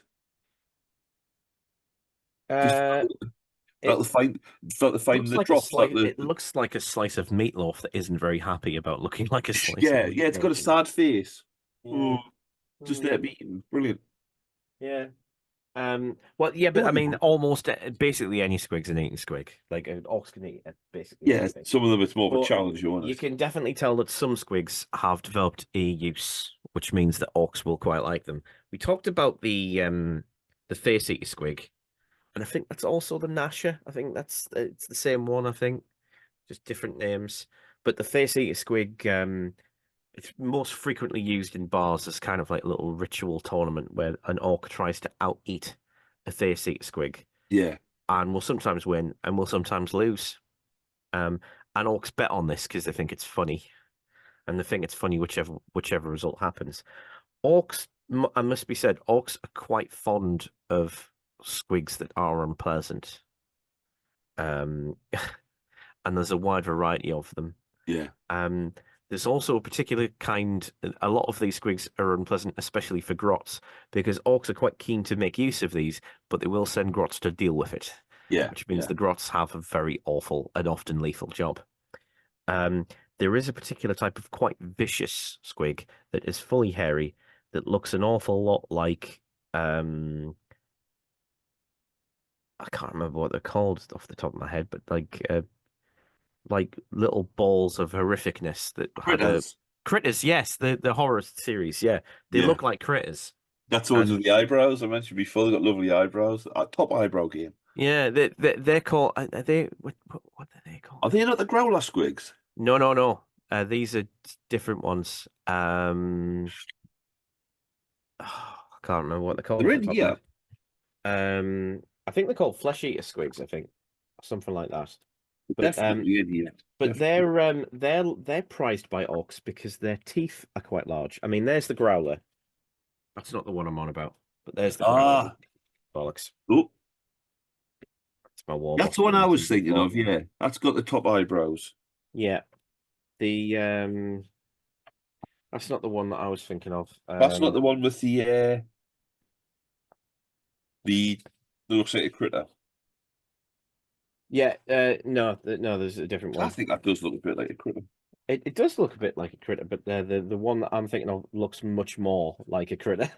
Is more the point. I think it's called a flesh eater squig. Oh yeah, it is. There we go. There it is. Ah, yes. See that? Yeah, you get a proper picture up because it's a little bit blurred there, but it Yeah. is worth what it is worth a look. The flesh eater is prized by orcs for a different reason. It's prized by them because the size of their teeth.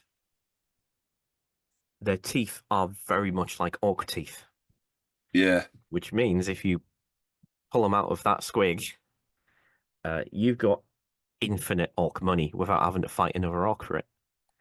And the flesh eaters are quite popular with bad moons.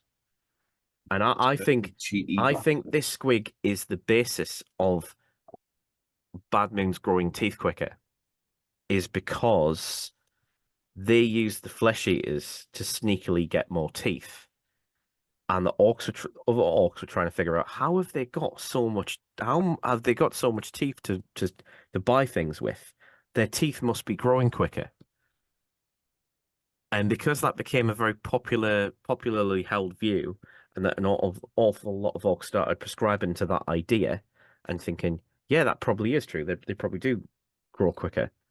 So that became true because resonance. Yeah, In the same way that I think that goths smell because they partly because they're all sweaty in their black clothes, but also probably it started off as an insult, and it's an insult that stuck because the goths weren't particularly popular with any of the other clans at the yeah. time. Oh, So, there's another one. Blue, Lucky, with the death skulls. oh yeah, blue is lucky. Some of that, like And self-fulfilling sort of. well, I think that's very well. Deaf skulls are renowned of the odd boys, which is like all the various different types of like, your docs, your mechs, your warbosses, and well, less all the warbosses, but more the runt herds and pig docs and all of that. Descals have the most docks. So my personal inclination there is that orcs are very invested in the idea of luck, because they really don't want to be injured, because there's almost certainly going to be a dock around to extort them out of their teeth Yeah. and fix it, even if it probably doesn't need fixing. So like the idea of daubing yourself with blue paint to make you luckier is quite a nice idea. And I've definitely mentioned this in an earlier episode, but I will mention it again because it's really fucking cool. The British Celts used to wear blue body paint as a form of Wood. protective, yeah, like a ward paint as a sort of protective sort of like almost like armor, but like it's a spiritual thing. But the irony is that it was an incredibly very beneficial defense Yeah. because it was antiseptic. So it was absolutely perfect to daub over your skin because it would, it didn't prevent you from being cut. But if you were cut, you'd probably live. You had a better chance of just dying from it. Yeah, and if if you're running around England fighting whoever you're fighting, whether it's Saxons or other Celts, and you're wearing basically nothing, it's probably a good idea to cover yourself in blue paint so that if you do get a cut, it's not the end of you. Yeah, exactly. Especially since it's probably on a nettle or something anyway, in the way of the bottom. But I mean that sort of thing. I mean, even back in like Warhammer Fantasy Battle, Savage Orks didn't wear any armor, but they said that they had like tattoos and ward and what have you instead, and that gave them a 6-up invul save, or whatever the equivalent was back then. But just that 6-up save, just through the belief that we're going to be all right. You know what I mean? So orcs have always had that sort of resonance about them, and I like it. I think it gets taken too far sometimes by sort of fan theories and that, but yeah, that's all right. Do do your own. That's fine. But I think ultimately all the good stuff we've got now, I think owes a lot to this original, almost blueprint of what the orcs are. There was bits from the Rogue Trader stuff. I mean, if you go back to Rogue Trader, you'll find even earlier lore, which has also been disregarded, and in some cases, I think quite rightly, orcs forcing themselves upon Gretchen in a sexual way to make little Going off into the woods and feeling all broody. Yeah, it's a Yeah. bit okay. Yeah.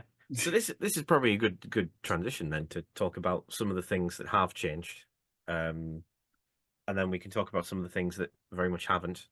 And I have one more thing I want to mention. I don't know if you've got any other thoughts. No, I'm like I say, I'm happy just going through this, but yeah, you take the lead, mate. Crack on. Well, I mean we've been going for a while, of course, already. Yeah, probably. So yeah, but no, you already mentioned it, but the reproductive system has very much changed. Now Yes. we mentioned at the start that sporing was a thing. Sporing, yeah. And we hope we're not sporing you. Yeah. Sorry. But yeah, it's a bit late for a dad joke, isn't it? We should have done one much sooner than this, surely. But don't call me Shirley. No.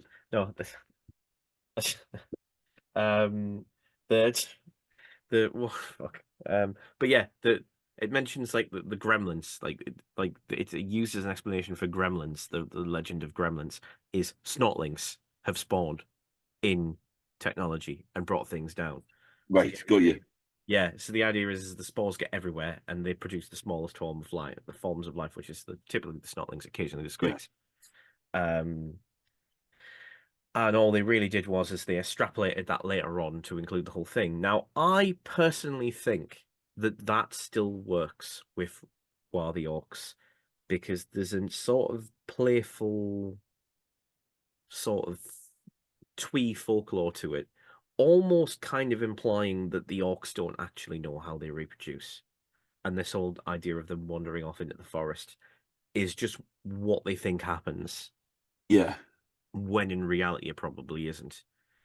And I think there's probably quite a lot of truth to that because the spores have gone on to explain an awful lot, but the resonance was always right as well. So that was always there in the background. Yeah. So I think, really, strictly speaking, the problem with Waaargh the Orks is not that the lore has changed. It's just that the understandings are flipped, and the things that GW wants to be more set in stone is the biological side of it, rather than the Ork cultural understanding is more kind of like that's the thing that's been enshrined in myth. Yeah. I mean, I've got no idea how old. It's funny actually, because I've got no idea how old orcs are. I say are. I need to know all of them.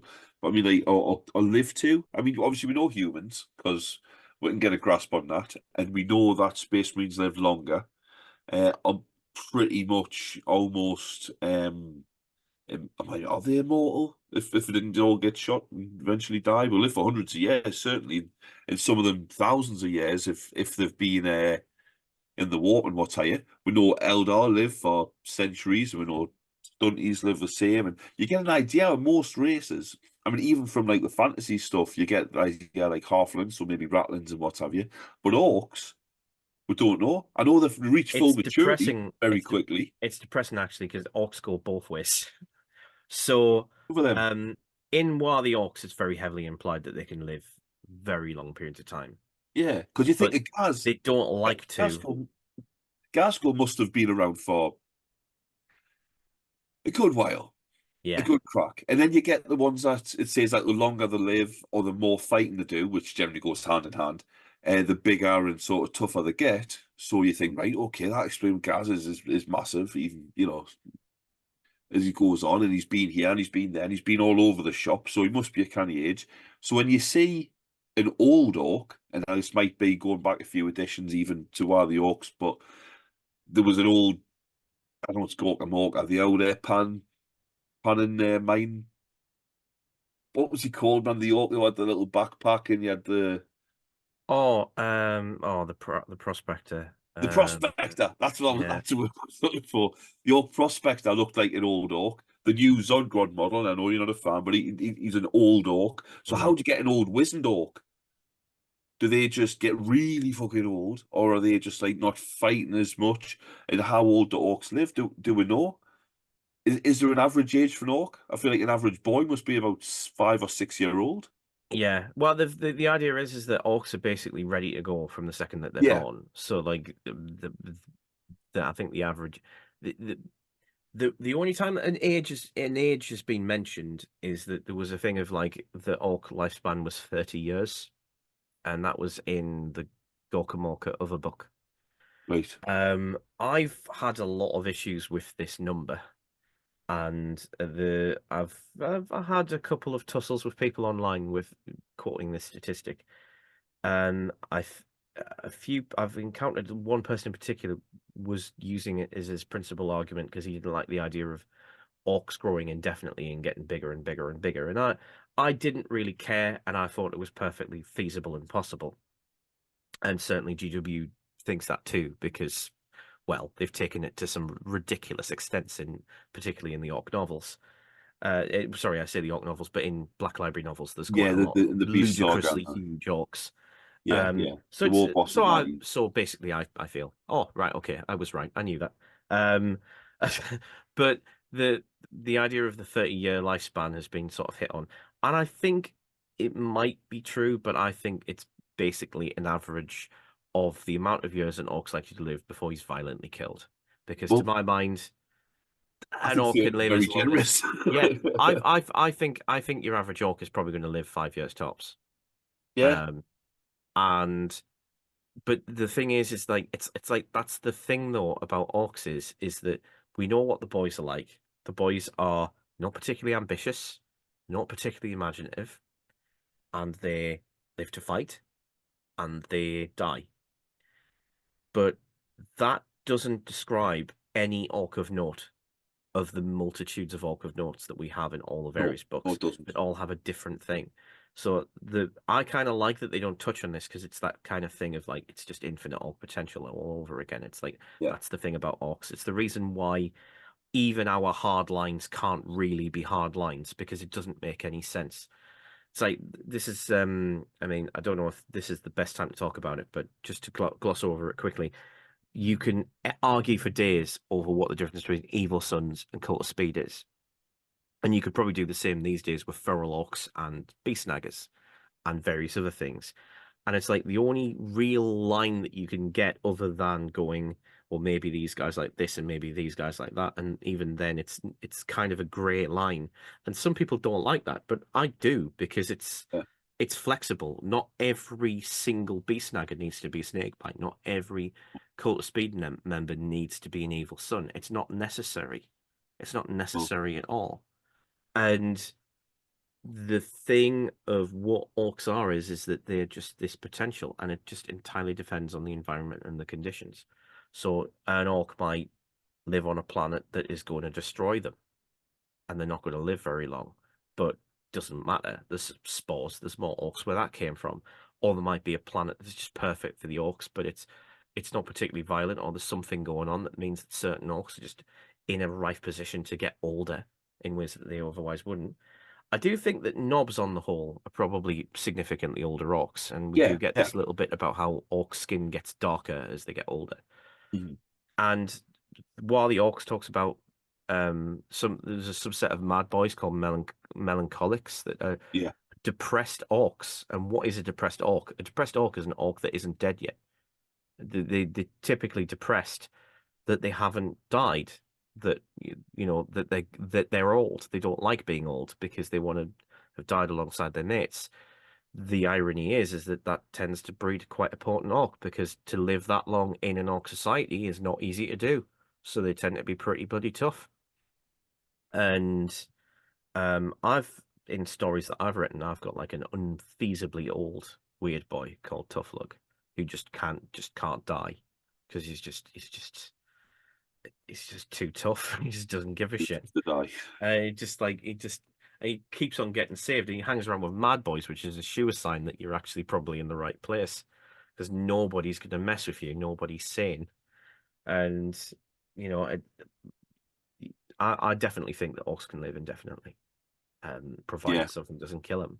I think, yeah. I mean, And the average. Ghazi, and you mentioned Ghazi, you basically made the best point against the 30-year lifespan that I've come across. It's just like you just look at Ghazi's timeline, and there are timelines in the orc books that tell Yeah, you more or less how old Ghazi is. Ghazi's at least 50. At yeah, least. He's probably way older than that now. yeah, definitely. So there's no way that this 30-year cutoff applies to every orc. Yeah, Might I apply think to if some. you look at the average human lifespan, but then if you look at the average lifespan of, say, a soldier during World War One and World War Two, from the time they joined up till the time the war is over, or unfortunately they are over, then that average is going to be a lot shorter on the average human lifespan because they're in a state of war, Yeah. and orcs are pretty much constantly, one way or another, in a state of war, whether it's against opponents or amongst themselves. And so they're always at that. So it's going to be shorter. And plus, you've got to take into account, obviously, when you look at average lifespans for humans and what have you, for example, you don't take into account war. They'll look at just how long would they live in perfect conditions or ideal conditions. But those conditions for an orc even, sorry, include war. So I think you have got to take into account, taking the bullet or shell to the head, or, getting pulped is a natural death as far as an orc's concerned.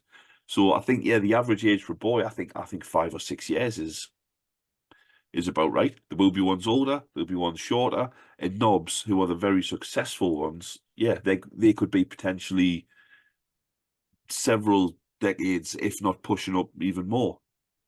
And I think that they say the orcs of note, yeah, definitely they'll be older. I don't know the timeline for Ghazi, but I do know he's cropped up in a few different things. So I it's going did to be over a. I did look at it when I encountered this 30-year argument, and I know he's nearly double 30. That was Yeah, part of the reason yeah, why I did it. Was just like it can't be a cutoff, and even if because it was being used as a cutoff for the size of warlords, and it was just like it's clear warlords at the very least can live way longer than 30. yeah, Ghazi's proved it. It's beyond the discussion. And the only thing you really get is, well, a load of that spent in the warps. Did they really age? Because time doesn't really exist in the warp, and that's the best argument that they've got. And you know, I mean, that's got some teeth to it, but at the same time, I don't think Gazzy's worried about dropping dead anytime soon. He doesn't care, you know. He spent quite an awful lot of time not in the warp, fighting on planets. You know, he's it doesn't care about stuff like that. It's not something he worries about because he's a bloody tough orc. But yeah, I think there's I don't think there's any limit. I think it's you're going to get some weird averages that are thrown out by the Imperials. Some of those averages will be propaganda. Some of those will be scientists speculating on the few things they're allowed to know by the Imperium. It's not a thing we're ever really going to know, but that is another thing I like about it. Is that's one of the sort of foundational things that we've always got about the Orks is there's always an exception. There's always exceptions. There's always like little bits and pieces that sort of trickle through. Probably another sort of thing that has changed a bit that we should probably bring up is so the story of the Bad Moons, not the Bad Moons, the Blood Axes has changed quite a bit. So the Blood Axes were the biggest clan in the oldie lore, and I do think this is true. I do think this is still a thing that can fit in the lore story, even though some of it's changed. Obviously, back in the day, it was like the Blood Axes get absolutely decimated by the Goths.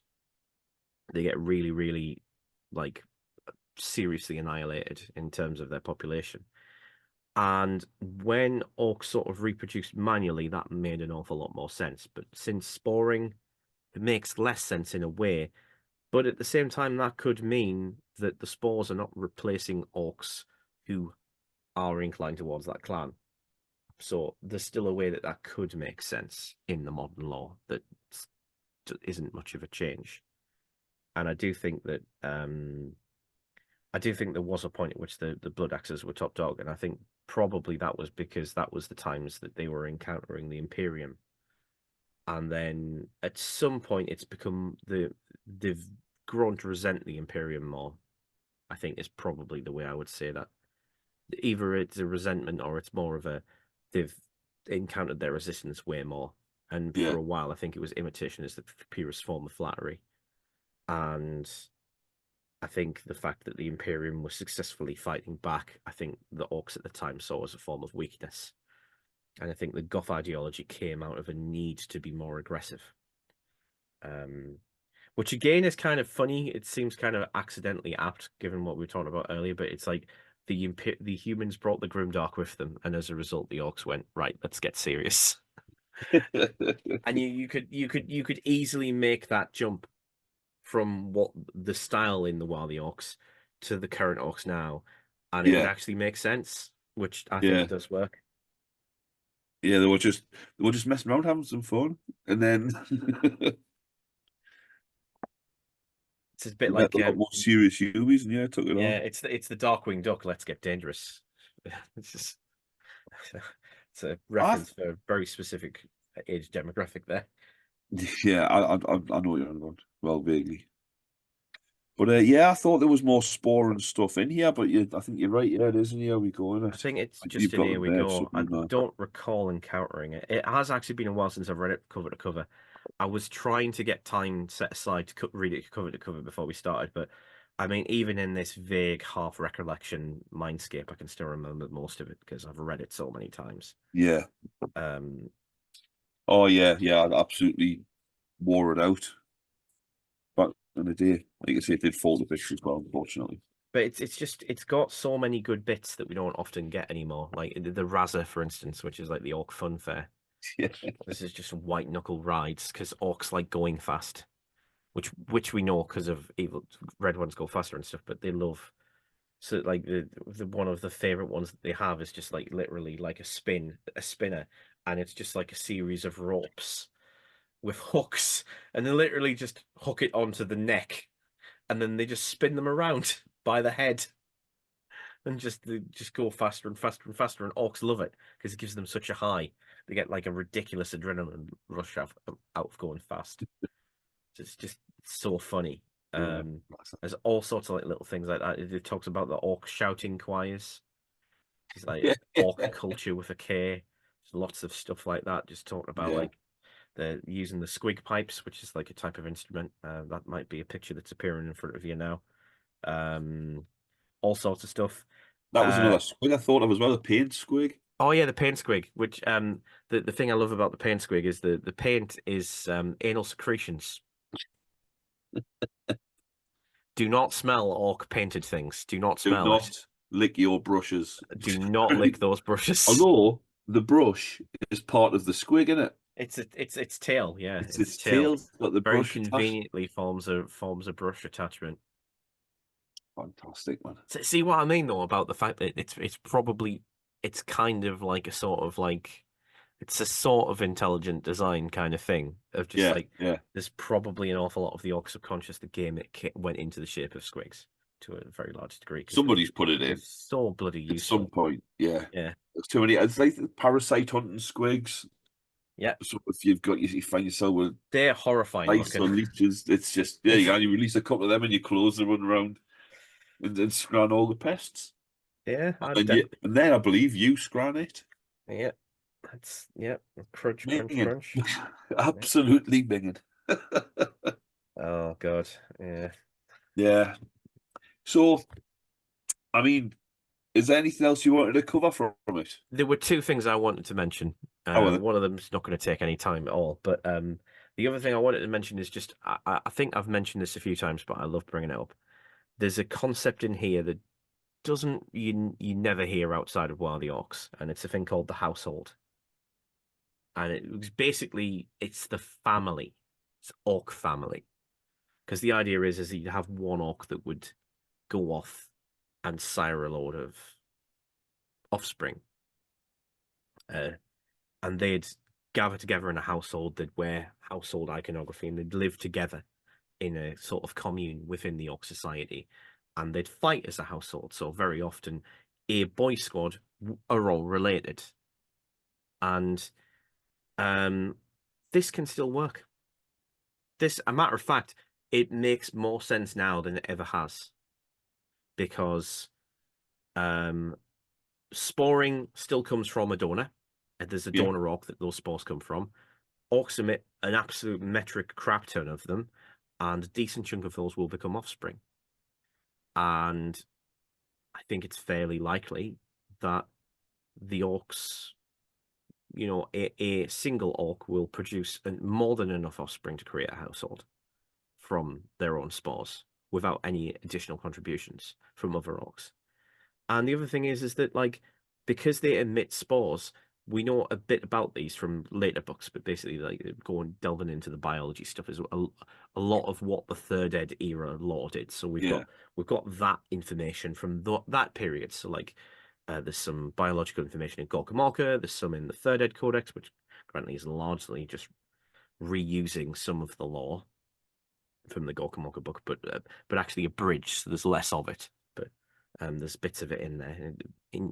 Interestingly cuts out the 30-year lifespan thing, almost like it was an idea that was a non-starter or something, because it never get mentioned since. And it also mentions a few other bits. It brings in resonance and talks about stuff like that. And then in Xenology, there's a couple of biological snippets, and I can't remember exactly where I've got this from, but the sporing system produces its own stuff. And it produces it in a particular order. So you get the snotlings, you get the snotlings, you get the squigs, you get the grots, you get the orcs. And there's a certain period of time in which they can be produced. And in Xenology, we also get the thing of like if there's like a cull of like orcs on the planet or in the areas near the sporing area, and a lot of orcs die, the spores underground have a way of detecting that and regressing to simpler things to produce, so they can produce the simpler things quicker, so you can get grots out there and you can restart the process. Is that like if there's an orc sort of gestating, for want of a better word, and it's sort of like halfway along, should we say, And then this sort of thing happens, it'll break it down and then start again. Have I read that somewhere? Well, yeah, it will deliberately regress it. It's in Xenology. I don't know if it's mentioned anywhere Yeah, I else. think that's where I've got that somewhere. I did buy that recently, or at least It's a I might have it's a downloaded the canny PDF. read. Some of the Xenology book is a bit questionable. One thing, they give the Tau hooves, and they really ruin the potential of the Harud by making them lizard things just to spite the people who wanted it to be space rats. And that's literally the only reason they're in there. And I can tell you whose fault that is. I bet you any money it's Alan Merritt. But the orc bits are The great. Elephant Man. You always say that. I know.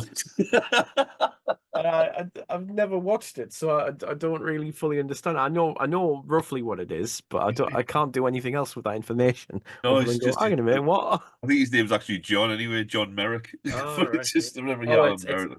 it's Merit anyway with a double T Yeah, on I the know. end of it. I know. But It's not even. all right. I'll have to stop saying it. It's cold. Yeah, but I think I think I got the PDF now, and I'll be honest with you, I only read the Orc stuff because, you know, why wouldn't you? I'd love Yeah, to also get the uplifting primer as well for the the guard. crew bit's quite interesting, particularly because like the I think is it an Inquisitor or is it a major sub anyway, the biologist who's supposed to be studying all this stuff. Um, like he kind of views the crew as a pet, and it escapes. So the Inquisitor spitefully, deliberately kills it and forces them to do the autopsy on it to further the research. It's just like that's a bit mean. It's Humans are interesting. the worst. It's got a sub narrative in it that's quite cool. I won't say any more for fear of spoilers. I mean, that's already kind of a spoiler, but kind of writing on the wall. It is a grim dark story after all. But why was I bringing that up again? There was a thing I wanted to mention. I'm sure there was. I think I had the strategy with the biology thing. So they'll regress back to a simpler form of life if Yeah, something bad happens on there was the oh, spell. that was it. And the spores. So the spores carry information, and orcs can smell that information and know stuff. That's where I was going. So All like right. I think it's in the third ed codex, but it might also be in the Xenology book, possibly. But like basically, if an orc wants a service in Orktown, they follow their nose. And they'll be able to smell their way to the dock, or smell their way to the mech, or smell their way to where the Warboss is, or or to the fighting pit, or wherever. They'll be able to follow their nose and know roughly they're going in more or less the right direction. It Is certainly that won't something have that further they're information. actively aware of, or It's something you it's think it's more subconsciously like Yeah, I don't know if if they're their aware of nose is what the spores are, but their yeah. sense of smell definitely they know they know it has a function at the very Are they least. following their nose or is their nose leading them? Like unaware, like Good because let's question. face it, an Orcs has got no doubt. If he's going, there's a dock this way, off he goes. Yeah, It's because he thinks there's a dock that way. And yeah. you no, I think it's It's this way. He knows what he it's knows. He's off. it's almost certainly going to be subconscious Yeah, genetic knowledge, which I think you could say of almost everything that orcs know yeah. is some subconscious Yeah. genetic knowledge. They don't know why they know it, but they know it, and that's enough for them. They don't care. They don't have angst about the fact they've got this random knowledge. They don't know where it's from. They just go, all right, okay, so that's the knowledge, and just carry on with their lives.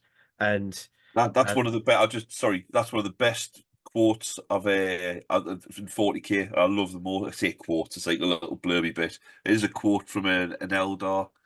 Um, oh, this is the second one. Oh, Ufan the Perverse. You're on about Ufan the Perverse, right? yeah, Yeah, yeah. yeah, I believe it is.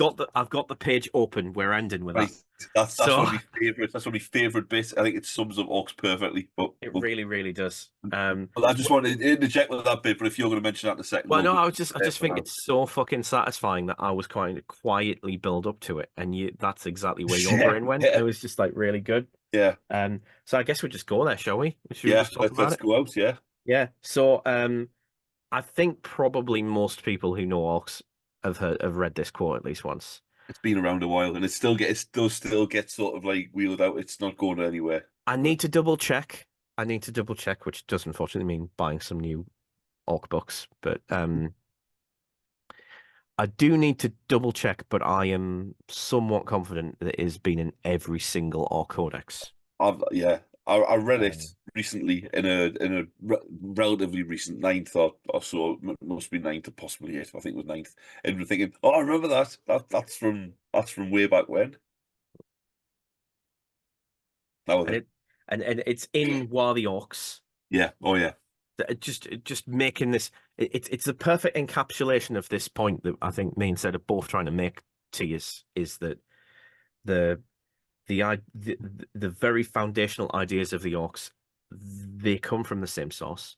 It is Rogue Trader, and it's a lot truer to what Orks are now than you possibly are aware.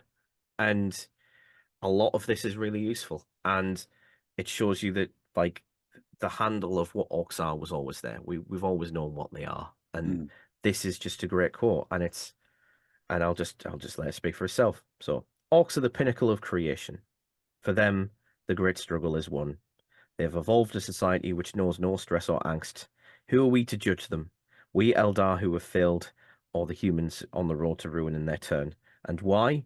Because we saw answers to questions that an Orc wouldn't even bother to ask. We see a society that is strong and despise it as crude. And that's from Ufan the Perverse. A controversial Eldar philosopher, it says here. There's a lot of extra information in Waaargh Orks, which I keep forgetting this here, because it's like it's excerpted from an essay or an article, and the essay or article has a title, and it's From Culture versus Culture with a K. Yeah. Thoughts on Orc Society by Ufan the Perverse. And it's just like, yeah, Yeah. this always delivers. It's the best It Orc does. book. It does. I'd recommend anybody out there who wants to know a little bit more about. I mean, ultimately, your orc law is yours, and you take what you want from GW and stuff that's out there. But this is where it started. It's definitely worth a read or peruse. If you don't want to stump up for it, because like I say, you'd have to get one like this. The PDFs are out there, and you can get them. Just hit that download button, and you've got yourself a copy. It's full of stuff. It's a fantastic read. It would be really nice if GW did a reprint. Hint, It hint, would. hint. It would, but to be fair, even if they did, much like they did with the Realm of Chaos books, you'd have to go and knock them to pick one up, wouldn't you? It's going to be out of the reach of A friends lot of people, yeah. overseas. And to be fair, a lot of people in the UK as well, really, because you have to go and put all the effort into getting there and still paying with 40 quid for the book.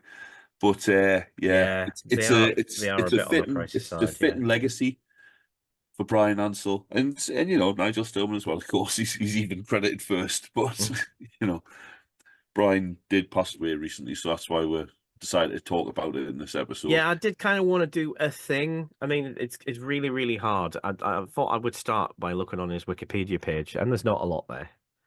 And I think that's kind of a tragic thing that we might want to explore in a future episode. We have talked for a long time though, but about like this history is only going to be around so long. We are starting to lose them, and I mean, a lot of the sort of Yeah, iconic ones that I certainly grew up with, they're all old and grey, including like the ones that I thought were rock stars back when I was a teenager and in my 20s, and now they're getting on. I'm getting on as well. I'm not a spring we're chicken all getting anymore. on. We're all getting on, mate. We've got a finite amount of time to get this information down and to it's becoming living actual history. And as much as I sometimes chafe at praising this guy, but like this Jordan Sorcery's doing a good job of getting a lot of this down there. There's a few other people who are interviewing them whilst they're still around, and it's a real shame we've kind of missed out on this opportunity to get Brian as part of the story because he's gone now, Yeah. and it's going to happen with a lot of these guys. This is why Yeah. it's important for channels like that to do. I mean, if you can get an interview or something with somebody who was there at the beginning, who's been instrumental in it, even if it may not be the last 5 or 10 years, but 30, Christ, yeah, 40 years ago, then yeah, it's important. And I've watched quite a few of them recently, and I'm enjoying the ones. A few different channels are doing them. They don't seem shy about speaking their stories, which is fantastic. But yeah, I think that's but I mean, to be fair, we've went over quite a bit in the book. still plenty more in it. Oh, we Even- haven't touched the sides. Yeah. Yeah, I mean, there's even hobby tips on how to paint them. There's the banner sheets, which I think I had about 40 photocopies of and used about 2 of them. Because Orks used to all have back banners, didn't they? Even like the boys would have a back banner, at least a lot of the boys have back banners. And yeah, you had your little photocopies you could take out and paint very poorly, at least as I used to.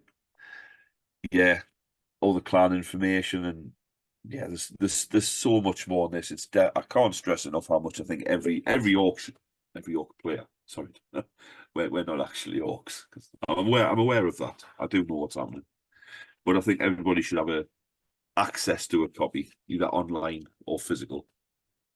It's just a superb book. I'm going to go and read it on the toilet in a minute. Yep. And I do think this is probably where my interests are going to go in the next 10 years. I'm going to be looking at an awful lot more at talking about the lore holistically, looking at old and new. Yeah, And it's probably the sort of role I'm going to settle into on this channel, particularly. And on my Hobby Git channel, I'm looking at doing some deliberately old school Orc stuff. Just cause. Why not?